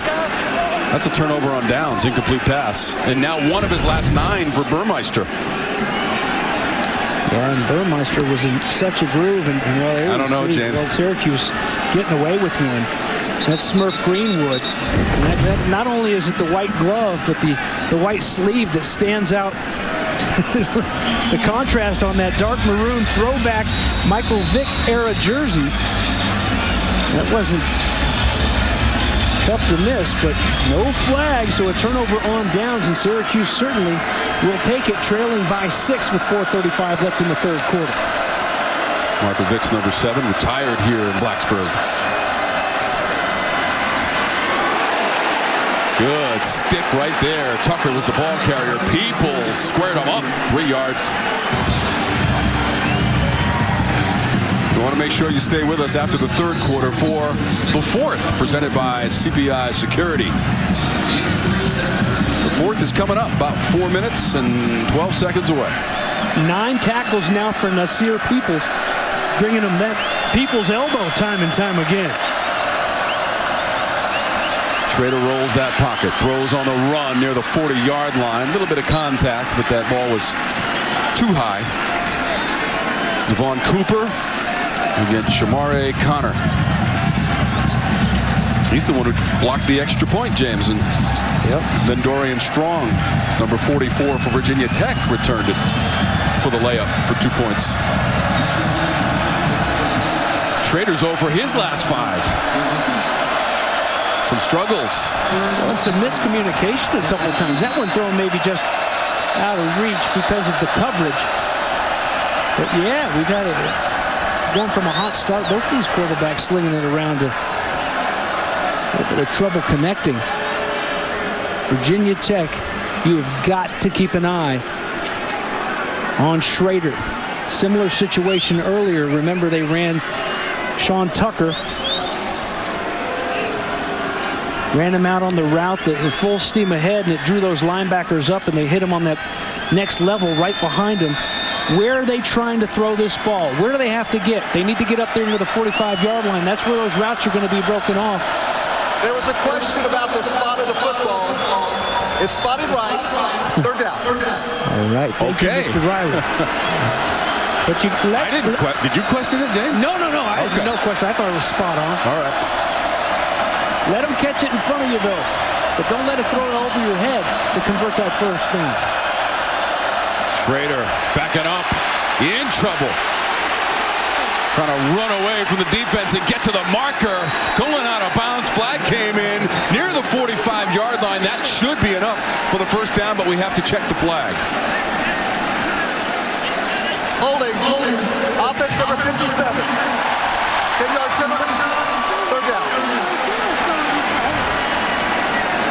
Dakota Davis is number 57 for the Orange. Unlike many of the runs by Shrader here today, the successful ones, there you see that hold, and it's easy to find that one. Dakota Davis, the guilty party. But this one was good coverage in the secondary. Shrader had to tuck it and go. What a gutsy run to make the yardage to move the chains, but the holding will bring it back. So now you're looking at a 3rd down and 12. Again, know where you are on that field. Where are they trying to get to defensively? The Orange last in the conference in passing offense, but perhaps having to rely on the aerial game. And 3rd and long and trailing 26-20. 3.5 minutes to go in our third quarter. 3rd and 12 for the Orange. Quick look by Shrader. Over the middle. To the 40 for Cooper. Lunging forward. That's not going to be enough by about 2 yards. 10 yards on the play to Devon Cooper, the senior from Los Angeles, California. If something has worked, they come back to it. That play worked earlier. Cooper slipping underneath, making a few guys miss. Couldn't make enough miss this time. Careful not to jump off sides. 4th down, they're staying out there. 4th and 2. 1 for 1 on 4th down in the game for Shrader in the Orange. Now he's looking over at the sideline. He's got 10 seconds on the play clock. They need to get to the 44. Shrader, short pass. They've got it near midfield. And that's Cooper getting free and moving the chains 9 yards. Another big 3rd down conversion. Ball thrown by Shrader over to Devon Cooper, the transfer from UTEP. And just not aggressive enough on the coverage. Able to break that one off, and it was a little bit of a mishandle by Shrader on the snap, able to focus and get that ball out there quick enough to Devon Cooper to move those chains. 4 catches and 36 yards. Devon Cooper, the senior. Shrader all by his lonesome, spins it, nearly picked off at the 35. Close call there. Brian Murray's number 37 in coverage. There's seen this a couple times. The throw all the way across the field and a little bit of air underneath it and just enough, and a good job of reading it, what they're trying to do to you by Brian Murray. Look at him come out of that break. Runs that route for him and cuts it underneath. Those are the plays, though. We talk about these two teams, each with 3 wins coming in. Those are the plays that take you to the next level, get you these wins. Pena, first down. Shook a man at the 35 and then ridden out of bounds. Tay Daly. Pena with 18 yards, officially 17 on that play. You know, and it's smart to run misdirections off of a Sean Tucker look. You have to have so much respect and so many eyes and bodies on Sean Tucker. When he gets going one way, you can't blame a defense for wanting to heat up. So you bring it back with the reverse. Good play call. Little wrinkle on the previous play here. Shrader freelancing and sliding down near the 29. And he was rudely met. Taiwan Garbutt, a 1-yard play. Did they throw a flag? I don't see a penalty marker, James. Yeah, Garbutt he's got to be more careful because he's lucky he misses him here. But Shrader's giving himself up now. You've got to pull up. You've got to pull up. And I know it's fast, but that's not too fast in that situation. Look at Shrader even tried to pull it off, holding his helmet. Very lucky, dodging a bullet there. Garbutt, the junior, got to play safer. I think Shrader was ready for sudden impact. Here comes a sudden first down from Sean Tucker turning the corner. Very close to first down yardage with 11 yards. Tisdale made the stop, and that'll grease the chains and move him for the Orange.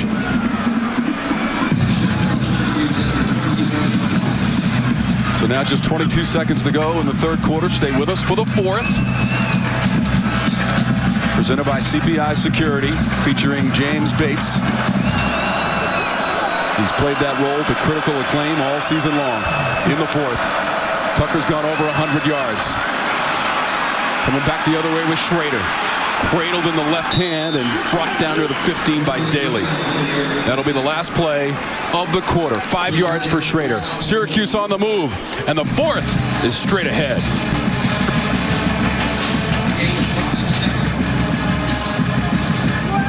It's the fourth. It's the fourth, presented by CPI Security. And we had some fireworks early on in this one after the Hokies. Tech up 26-20.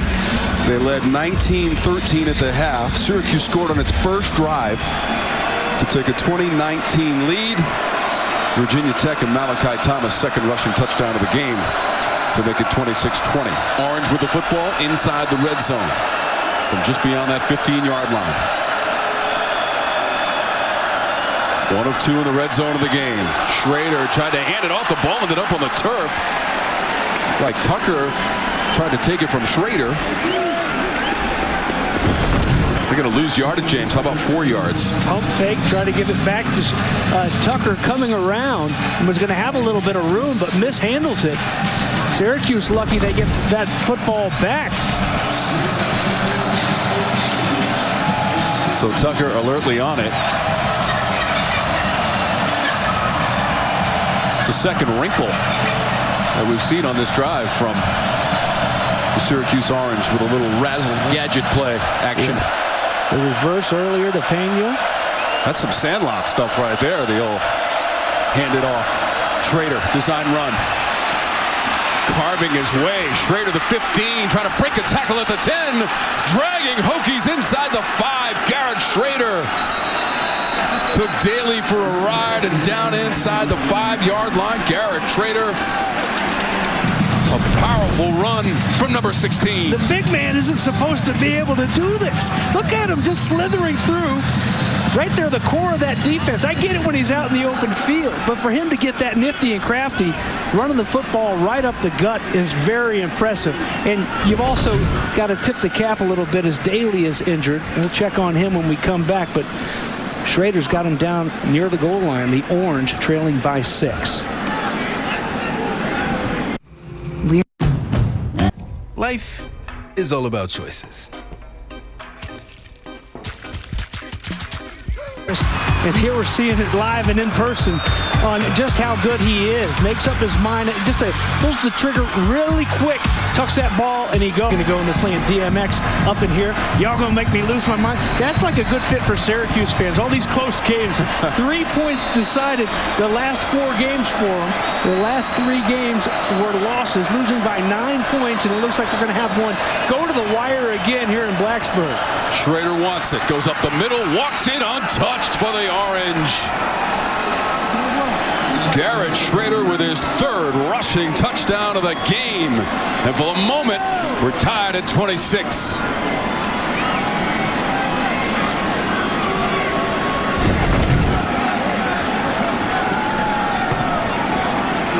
Fantastic job on Holyfield. Good job by the 7 there, Dakota Davis, the right guard. And that's something as a linebacker, you got to read those big bodies getting up and moving. You got to go try to hit them in the ear hole before they can get those shoulders turned and they eat you up.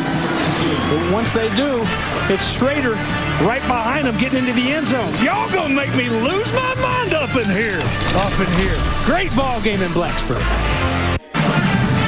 27-26, the Orange taking the lead on the extra point after the 3rd rushing touchdown of the game for Garrett Shrader. He's up to 157 yards rushing and 157 yards passing. And boy, these games have been so close for Dino Babers and the Orange, James.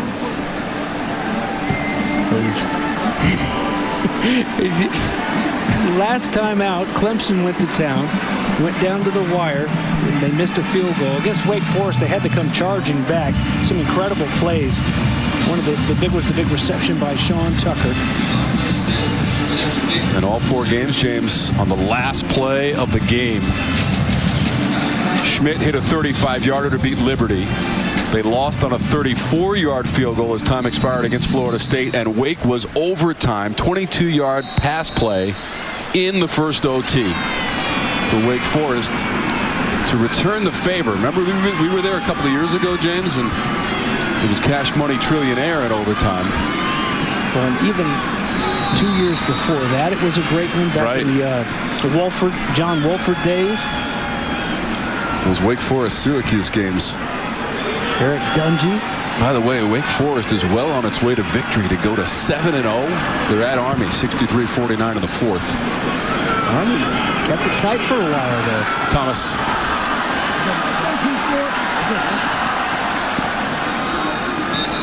Roadblock at the 25-yard line. That's 20 yards on the return. So after the score by the Orange, our 3rd lead change of the second half. Remember, Syracuse took a 20-19 lead after their first drive of the 3rd quarter. Now they're up by 1 again. 27-26. That's Linton hobbling. Steve Linton limping to the sidelines. Keep an eye on his activity as the game progresses. There's Burmeister, which loosely translated means citizen mayor. And the mayor goes right up the middle, past the 35-yard line. That's the first down at 10 yards. Citizen mayor, huh? That's what they tell me. Okay. Who tells you that? I have my sources, Bates. I cannot reveal my anonymous sources. I wonder if he knows that. He said he just likes BB3. His teammates call him BB3. You know, Wiley was talking about, Riley Johnson is our referee. Wiley is our sideline reporter. Talking about playing video games. Oh, this could be a video game number right here from Malachi Thomas, trying to distance himself, and he's caught at the 20. Deuce Chestnut makes a touchdown-saving tackle of Malachi Thomas. How about the energy from the freshman? Starts up front throw. Hat on a hat, clearing things out. Look at him wash down that defensive front. Great blocking up front by Virginia Tech. And a good job, too, by the freshman, securing that football when he knew that defender was going to get there, making sure he didn't fumble it. Nice kickoff return to start this drive, and he just keeps on going from his running back spot. 102 yards rushing for Thomas. Burmeister avoids the pressure and then just throws it away. And he got dragged down at the end of the play. Jeff Canton, Araku with pursuit, and Burmeister slow to get up.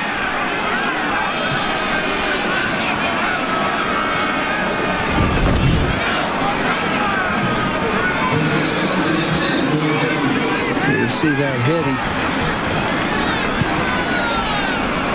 perhaps grabbing his ribs, and remember, they don't have Boomer. Normally would be the backup quarterback. He's injured. Got to keep number 3 healthy. Handoff. Blackshear on the carry. He got 5. So Malachi Thomas with that previous run, James, he's up to 102 yards rushing on 17 carries. To start the game, Thomas had 11 carries for 48 yards. So he has come to play today and making the most of his opportunity. Well, there you can see the body language. Blackshear wanted to stay in there. They sent Thomas back in there. And when you're looking for a hot hand, you finally got one. You got to keep feeding the young man. Pistol look here as Thomas is behind Burmeister.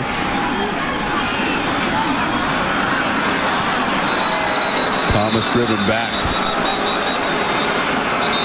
Trying to go into the meaty part of that line. Josh Black making the stop on Thomas.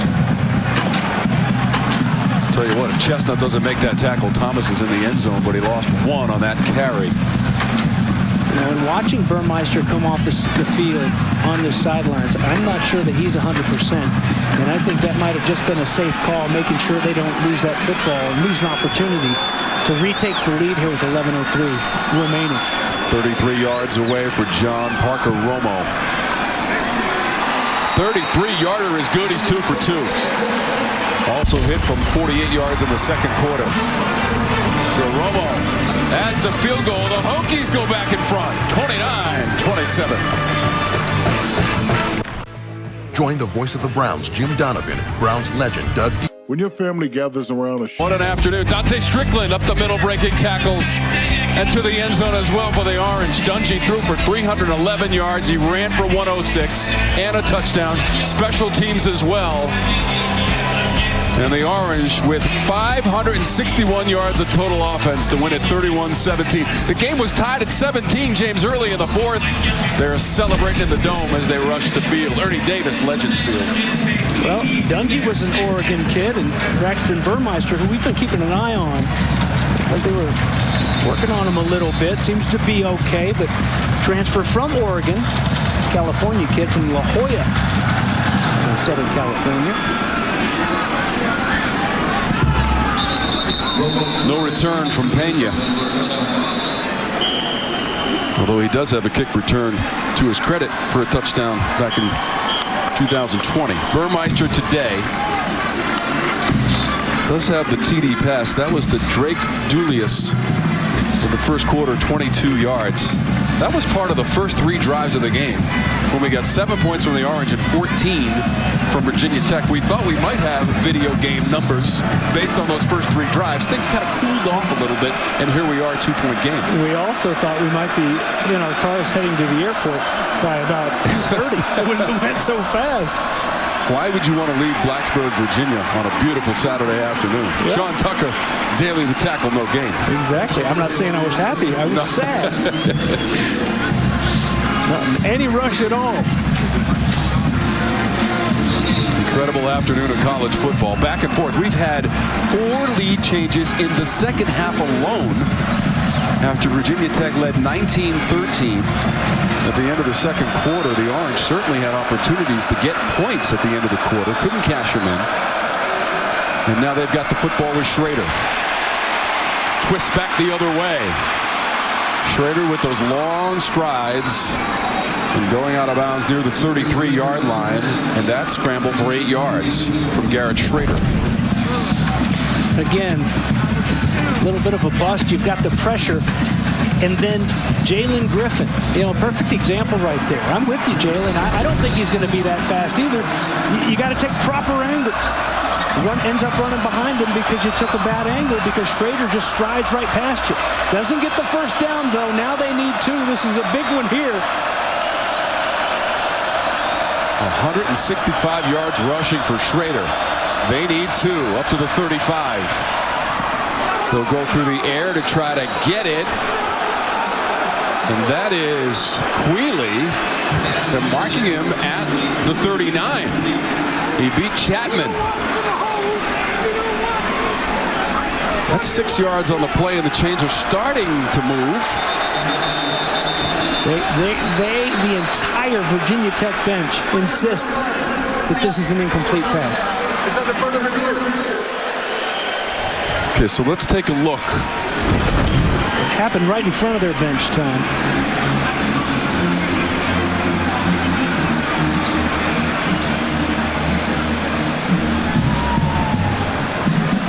All right, well, the officials will deliberate, and we'll take a timeout. Come back to Blacksburg in a sec. It's Wayside Furniture's annual half-off Eastern football rivalry. Eagles and Orange, 3:30. Check your local listings for the game and time in your area. We'll be in Atlanta. We'll also be at the Dome. And Orange fans, you're not going to like this reversal here. They changed it to an incomplete pass. That's the only angle that they had on it, and that's a tough one. I don't know how, if it's ruled a catch on the field. It's tough to tell the difference in that shadow. Again, when those shadows have played with us quite a bit on these replays. But a tough reversal there, because instead of the first down for Shrader in the Orange, a 4th down and 2.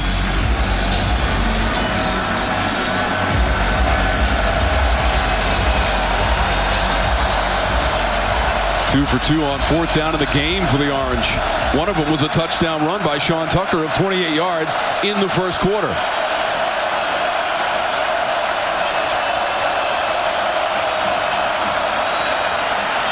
Can they get the necessary 2 yards at the 35-yard line? That's Sean Tucker.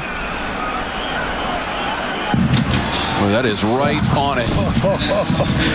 I wasn't sure they were going to go for it deep in their own territory, or in their own territory, rather. There's a injured offensive lineman, Carlos Vettorello, the right tackle. He went right off of his hip. He and Dakota Davis over there on the right side doing their job, that's for sure. And then Sean Tucker doing all he can to get a couple extra to ensure the first down yardage is gained. You could see Vettorello fall over the pile there in an awkward fashion.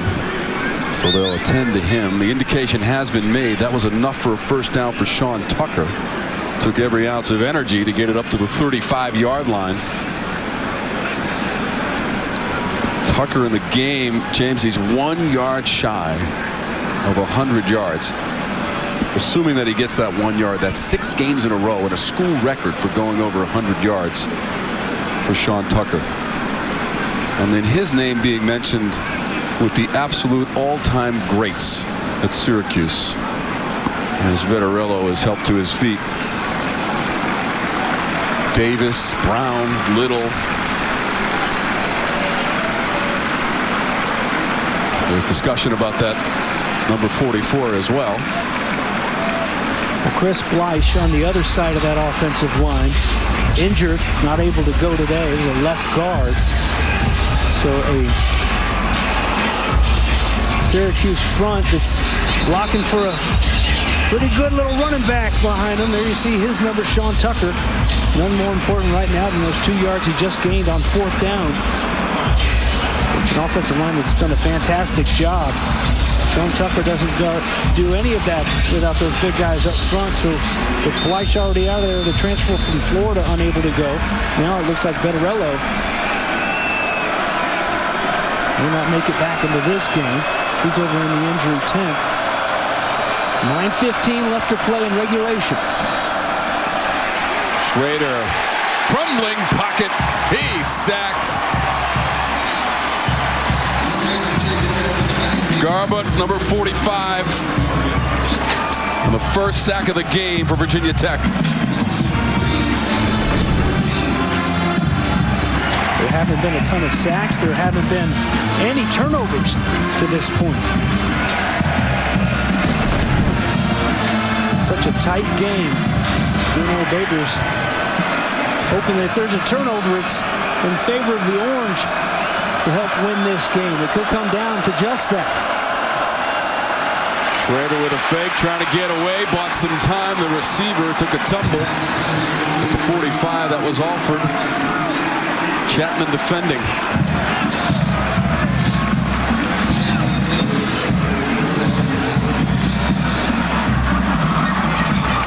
They've let these two teams get a little physical. I think they've done a good job of calling this back and forth and not being too quick on the draw with some of those hard-hit penalties. Letting them bang a little bit. Here's a 3rd down and 13 now. Just got to be safe with that football and don't turn it over and give them a short field. Virginia Tech already with a 2-point lead. Shrader vacates the pocket, throws it over the middle, and there was a flag.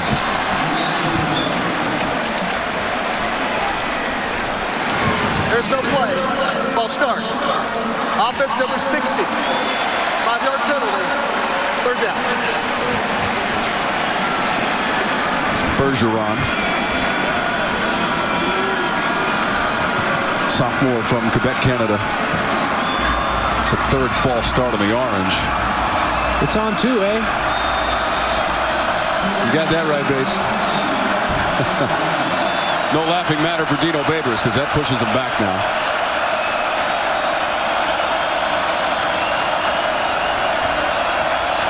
Five of 13 on 3rd down in the football game for the Orange. From their own 27. Have to get it to the 35. Shrader looking to throw it. Just got it away, but it's a wobbly pass and incomplete, and a lot of pressure on the QB.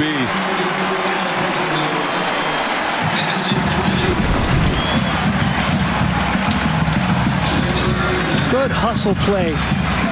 Trying to make sure I get the right number. Go figure. Amari Barno refusing to give up as he is run past. But then he just turns and burns, and it's the effort play. It gets back to that arm, that throwing arm of Garrett Shrader, and forcing that ball to go floating into the middle of the field. Dino Babers, lucky that one found the grass. They can just punt it away. Robinson, return man, signals for the fair catch and makes it successfully around the 30-yard line. 42 yards on the punt from the freshman James Williams. James, we are almost in crunch time here with 8:14 to go in the 4th, and another close game for the Orange, and for Virginia Tech for that matter, with the Pitt game last week at home as the outlier. Right, but even back to that Notre Dame game. Yeah, exactly. 32-29 right here on this field. Notre Dame hit a 48-yarder with 17 seconds left to win it 32-29 on October 9th. Virginia Tech started the season with a win against then number 10 North Carolina here at home. Blackshear. The thing that impressed me the most in that North Carolina win to start the season was just how physical Virginia Tech came out of their 2-a-day camp. In this day and age, sometimes you get some coaches that aren't so sure they want to hit too much and don't want to bring guys to the ground because, you know, last year dealing with COVID, you miss all those guys and you don't want to get guys injured. Be careful with the head injuries. But you could tell that they seem to have just the right amount of toughness in camp. Burmeister with a strike beyond the 40. A leaping Trey Turner beat Greenwood in the secondary.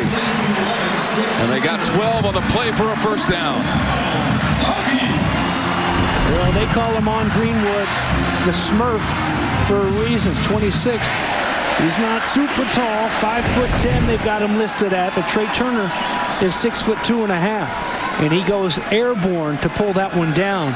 Nice connection there. Burmeister to Turner to move those chains as we go near 7 minutes left in the game. Second catch in the game for Turner. It's an open man and caught by Gallo. Trying to get to midfield. Looks like he got to the Syracuse side of the 50. Mikel Jones on the stop. 8 yards to Nick Gallo, the sophomore. Burmeister. Some deep breaths out there. Trying to gather himself a little bit, James. You know, maybe it was the ribs. I hate to try to play doctor up here in the booth, but, you know, he seemed to land funny on his ribs when he got hit earlier. And the way he's just taking those breaths, if you've ever had a rib injury, it's so tough to get any air into your lungs. This one will be up close, but I think it'll be just shy of the yardage needed for a first down, so a 3rd down and short. That was Thomas on the run. Burmeister's 8 of 17 through the air, 132 yards, and a TD pass back in the first quarter. About to go inside of 6 minutes to go in the 4th.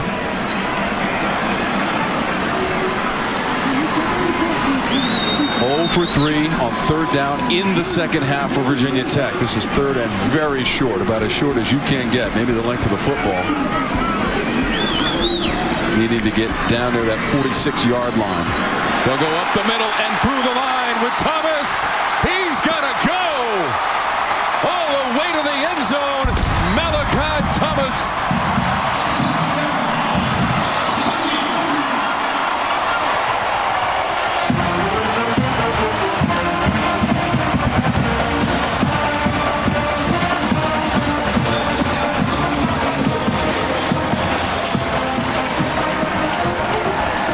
7 yards for Thomas and his 3rd rushing touchdown of the game and career. Yeah, Malachi Thomas and that offensive line feel challenged a little bit. All the talk of Sean Tucker coming in, and justifiably so, showing you they've got a young man of their own that can run the rock, and we can block up front too. A great job by that offensive line, once again washing down that defensive front and opening up a great big hole. And as we take a look back at the drive of the game, you just saw it, and it's brought to you by Land Rover. Thomas came into the game with 48 yards rushing total. He's got 149 and the TD run. It's the drive presented by Land Rover. Good job, and not enough resistance there on that defensive line by Syracuse. You got to fight to stay where you are. You can't get just pushed around up there, and it looked like it was Brock Hoffman's block where he ran off of his hip. A lot of good blocking up front there by the Virginia Tech offensive line. It was an offensive line with some veterans up there that really ran the ball well early on. You look back at that North Carolina game. That's what established that toughness out there for Justin Fuente's group, and then it just went away. Struggling to find it and also struggling to get some confidence in Braxton Burmeister, and they certainly go hand in hand. From the 5. Past the 30 for Pena. He's still going at midfield, and he gets hit near the 45. Trevor Pena with the return of 50 yards on the kickoff. We told you moments ago, James, a year ago against NC State, he went 98 yards on a kick return TD. Yeah, Pena, great job by that kick return team, finding bodies. Nice hustle to finally get up there and drop them by Jordan McDonald, the defensive back. But how about that? To the 45-yard line of Virginia Tech. Plenty of time with those 3 timeouts. See if Syracuse can make this interesting here. 5:25 on the game clock. Orange from the Virginia Tech 45-yard line, and Shrader. High percentage pass at the 40, and that one near the 35. Might be just a little bit short for Courtney Jackson on the catch for 9 yards. Tisdale on the tackle. How about the rushing from these teams today, James? 278 for the Orange, 267 for Virginia Tech. Now, with 5 minutes, you're starting to feel like maybe a little bit more sense of urgency here. You don't have to go warp speed. You're trailing by 2 scores, but still don't waste every second on the play clock and have that be a problem next time around. Shrader with 5 receivers to choose from, down by the goal line and incomplete.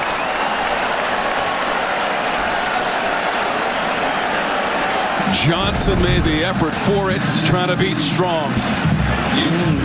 Just a pretty ball, decent coverage. It had to be a perfectly thrown football, and Sherrod Johnson lays out for it, and he just couldn't bring it in. Caught the back end of that football and unable to secure it. Good hustle play, but the ball hits the turf, and it's 3rd down and 10. Clock does stop at 4:38. Syracuse in the second half on third down, just 2 of 8. This is third and short.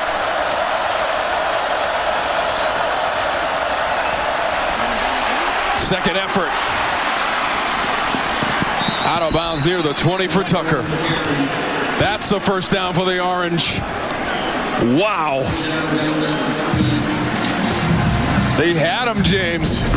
Patience and vision. You list all those great backs, Tom, throughout the broadcast that have gone to Syracuse. Not just at Syracuse, but all great running backs in football. That's where it starts. Yeah, you got to be an incredible athlete, but you have to have great patience and great vision. That's exactly what that run was there. Shrader has it. Flips it. Out on the edge to Jackson.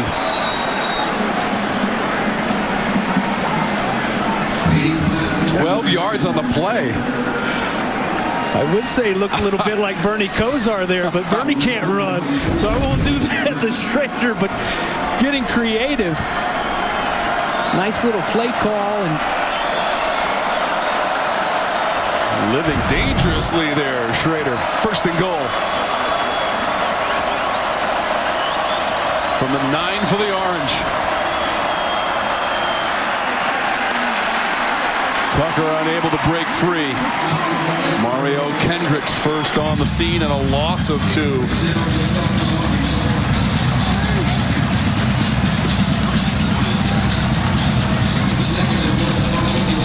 Still, sorry, Tom, I'd like to see him pop up and get over this football a little bit and be ready to go.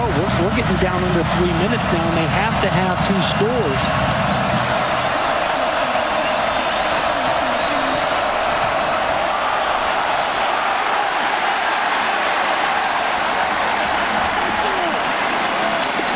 Shrader with the football. There is no gain. Kendricks again.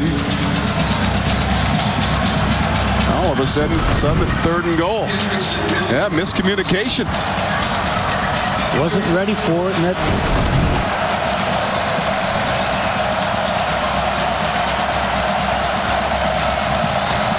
making some noise, his crowd.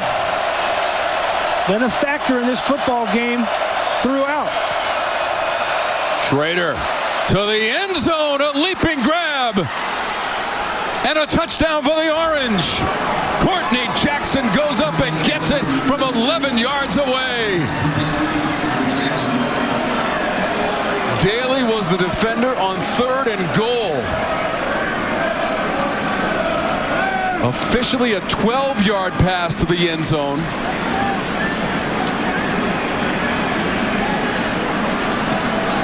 Shrader standing in that pocket, tall and strong. Virginia Tech unable to get to him, and so he had plenty of time for Courtney Jackson just come across that end zone in a nicely thrown football. Schmidt will make it a 2-point game.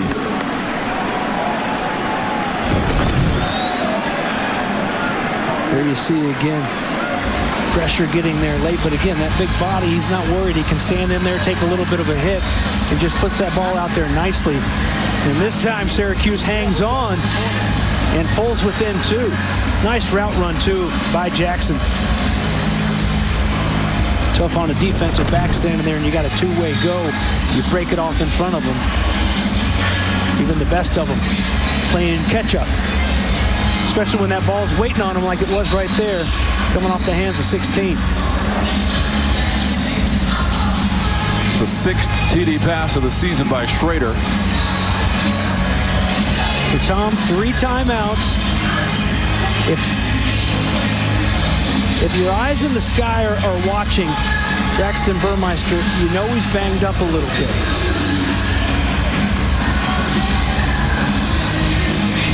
We can kick this one away and go down and play some defense, hoping your defense can make a big stand. Burmeister, he's throwing over there for a reason. He's plenty warm. It's because he's just trying to stay loose after he took that hit earlier in the football game. What a day for Garrett Shrader. 3 rushing touchdowns and a passing TD to Courtney Jackson, his first of the season. This is Thomas.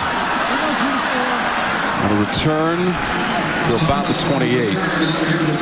24 yards on the return. Let's take you back to the end of the second quarter. And Syracuse was about to tie the game, James. Yeah, they thought. The block, extra point by Collins. Dorian Strong scoops it and scores. He gets some help from his closest friends there on the field goal block team. And a big swing, a 3-point swing, as it's a 2-point conversion for the scooping and scoring Virginia Tech Hokies. And so at that time, instead of 14-all, it was 16-13. So here we go. Needless to say, very important drive here. Burmeister's pass at the 35. That is caught. Robinson made a man miss and got up near the 45-yard line for 16 yards from Burmeister.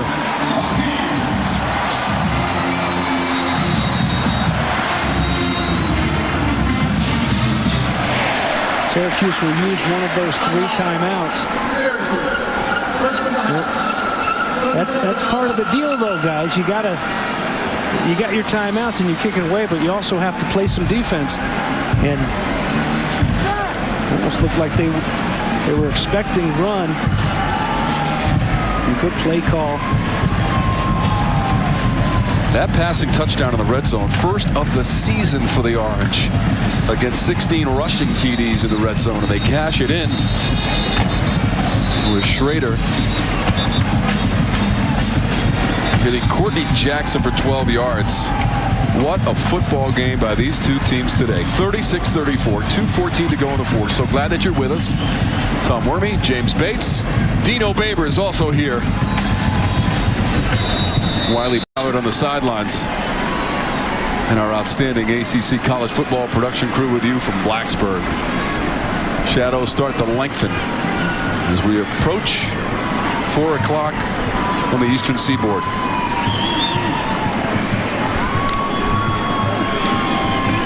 Burmeister handoff. Thomas. He has been busy today. Got 2. Timeout taken by Syracuse. So they're down to 1. Virginia Tech with the full complement. But here you look back at that last drive and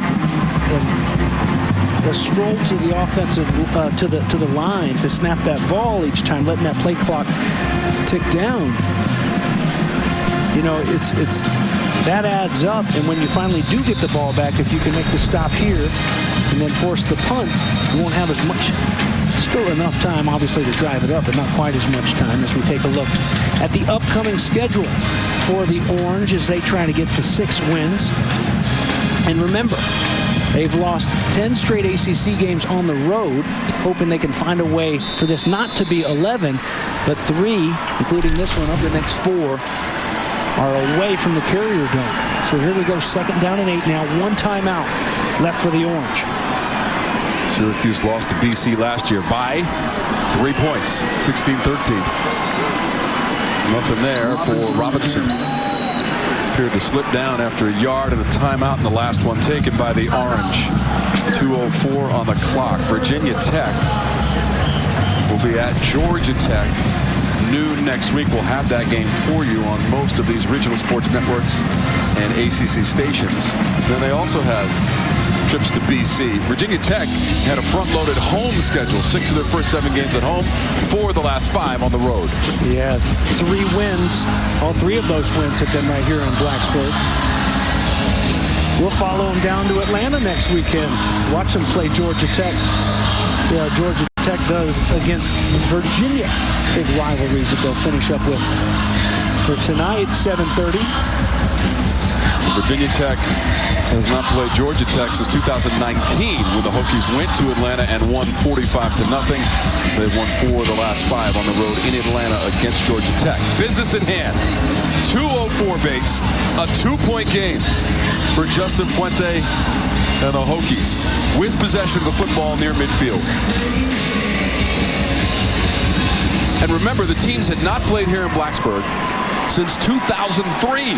We've been waiting a long time for the revival of the meeting here in the Commonwealth. Burmeister tracked down and dropped at the 38. Rob Hanna has the third sack of the game for the Orange, and it's enormous. Yes, sir. Unable to stop the clock now as they've used all those timeouts.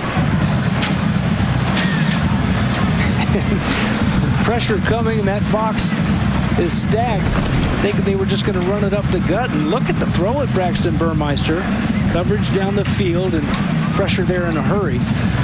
So they'll let this clock get all the way down to, what, 116 for using the timeout. Justin Fuente, they've got 3 left. Previous play was a loss of 10 for Virginia Tech on the sack by Rob Hanna. It's the first timeout utilized by the Hokies.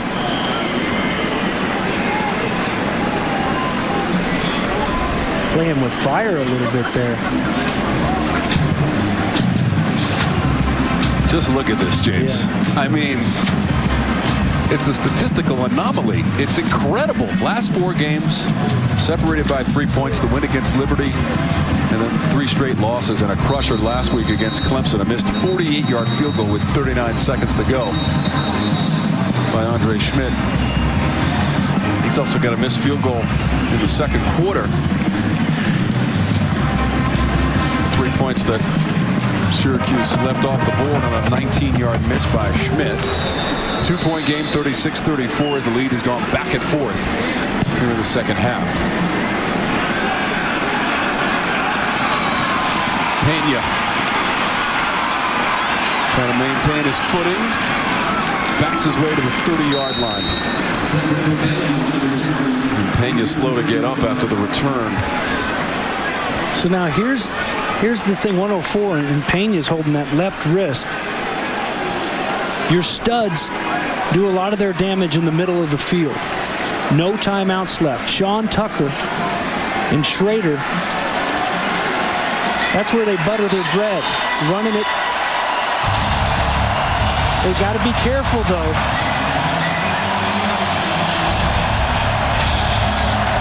There's not much time. Got a long way to go and a short time to get there. 104 and an empty set to start.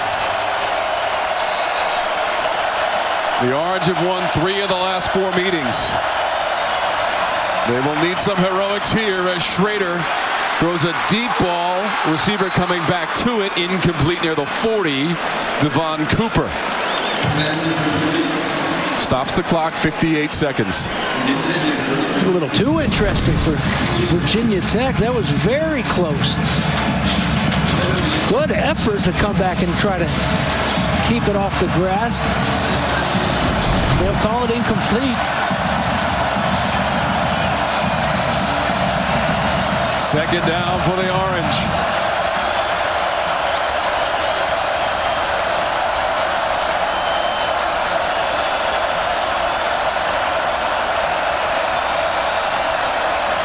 Quick pass underneath, incomplete. Queally the intended receiver, 3rd down.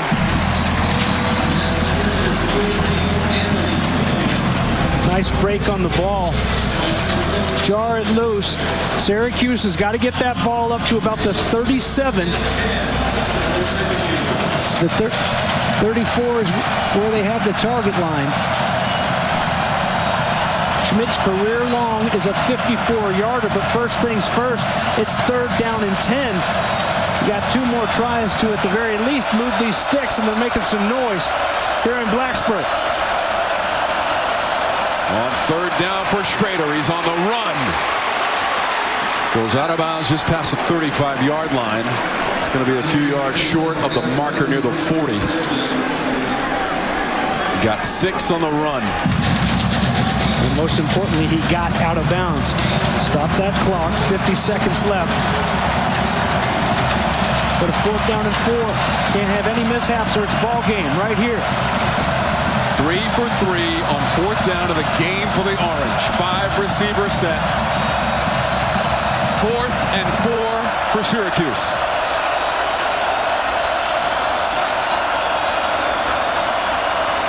Shrader on the run. He got it and out of bounds. Up near the 42-yard line for Garrett Shrader at 6 yards. just making things happen. A little bit of a hole, no flag, no foul, I guess, up there. And when it's down to this, you hate for a flag to decide it. But a great job by Shrader, seeing there was nothing there for him, nothing but open grass up top, and able to get out of bounds again. So 43 seconds, but a fresh set of downs now for the Orange. 174 yards rushing for Shrader. This is a pass. This is Tucker midfield. And to the 45-yard line. And you heard James say a moment ago after that first down, to get in field goal range, the Orange need to get to the 37 of Virginia Tech, as Strong and Daly made the stop. 13 yards on the play. Ball at the 45 of Virginia Tech. Shrader lets it fly. Near the 10, it's caught. And into the end zone for a touchdown. Alford made the catch. Shrader is down behind the play.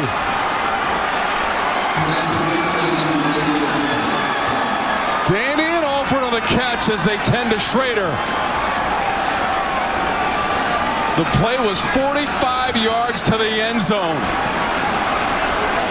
Teammates are celebrating, but they're looking at Shrader way back at the 45 after he let it fly.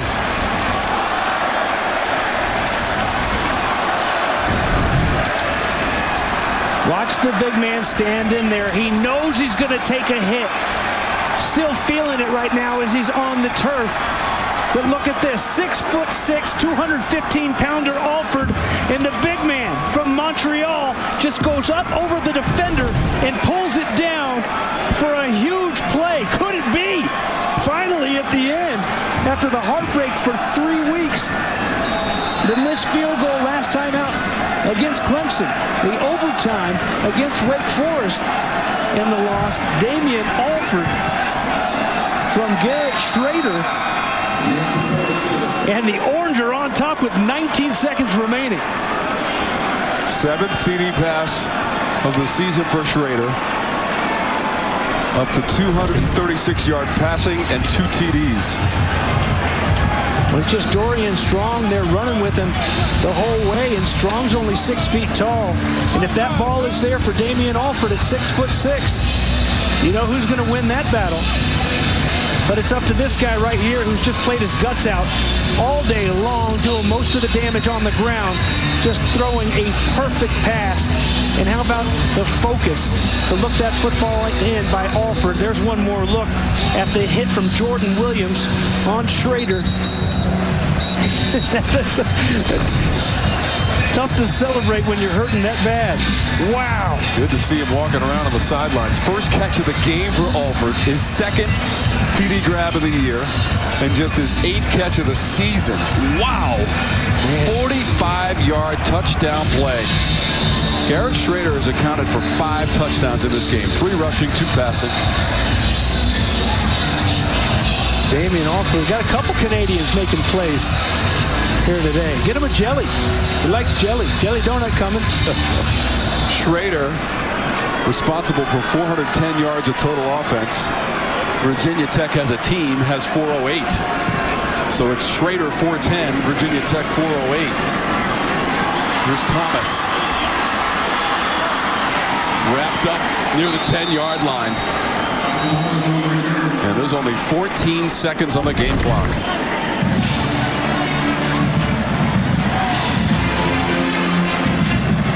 There you go. Little delayed, but finally nice. Oh my goodness. Nobody likes a bully, Shrader. All right, you like to see that. It was a little delayed with the hurting on the grass, but they got him up and he knew how to celebrate. All right, let's see. We got some time left. Burmeister throws it up near the 40. Virginia Tech has a couple of timeouts. They'll move the chains with 6 seconds on the clock to Caleb Smith. Go ahead and use that timeout. That play was 29 yards. So Virginia Tech has taken the timeout. That's a gutsy throw. It's some traffic in a highly congested area. Another nice catch there by Caleb Smith. the sophomore from Bumpus, Virginia, and they'll use that timeout with 6 seconds left. Might get a chance for one more little mid-range pass, and it can be over the middle because you've got that extra timeout and then one more play, so you don't have to huck it up from right here, but you got to be quick. You got to at least be out by the, run these routes out by the sidelines. How about 5 lead changes in our second half for the Orange, taking the lead just moments ago. Well, the second TD pass of the game by Shrader, 45 yards to Alford. Flag is out. Looking for Robinson. Chestnut defending. Flag is out. There's 2 seconds on the game clock. Defense, number 20. That's an automatic first down.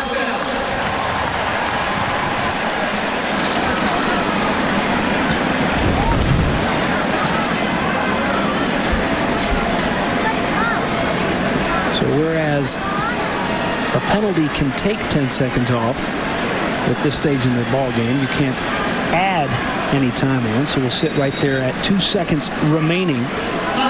Yeah, the time still came off the clock during the process of their previous play, so they spot the ball at the 48 of Syracuse with 2 seconds left.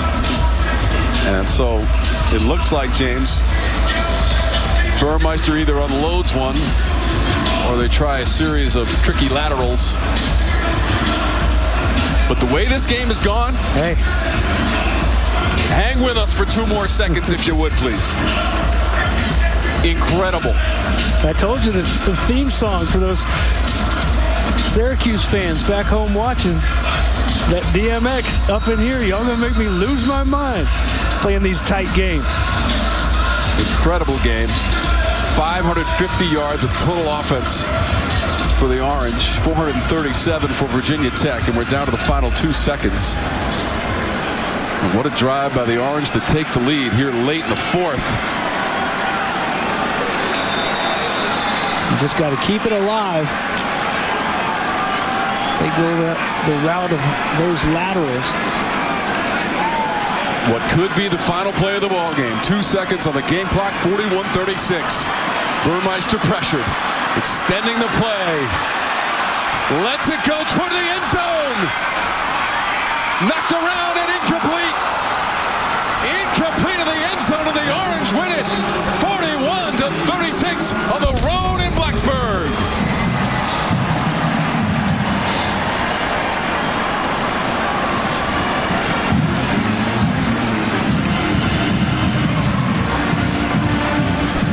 After 3 straight weeks of down-to-the-wire football and coming out of the losing end for the Orange, they score on late TD, a 45-yard pass play, and son, like, really loves.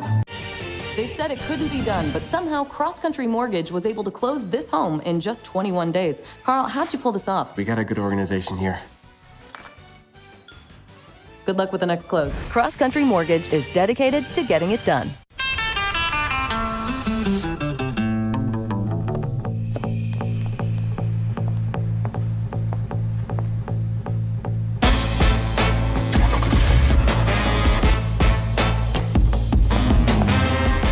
Get help detecting hazards in the dark with available night vision in the Cadillac XT6.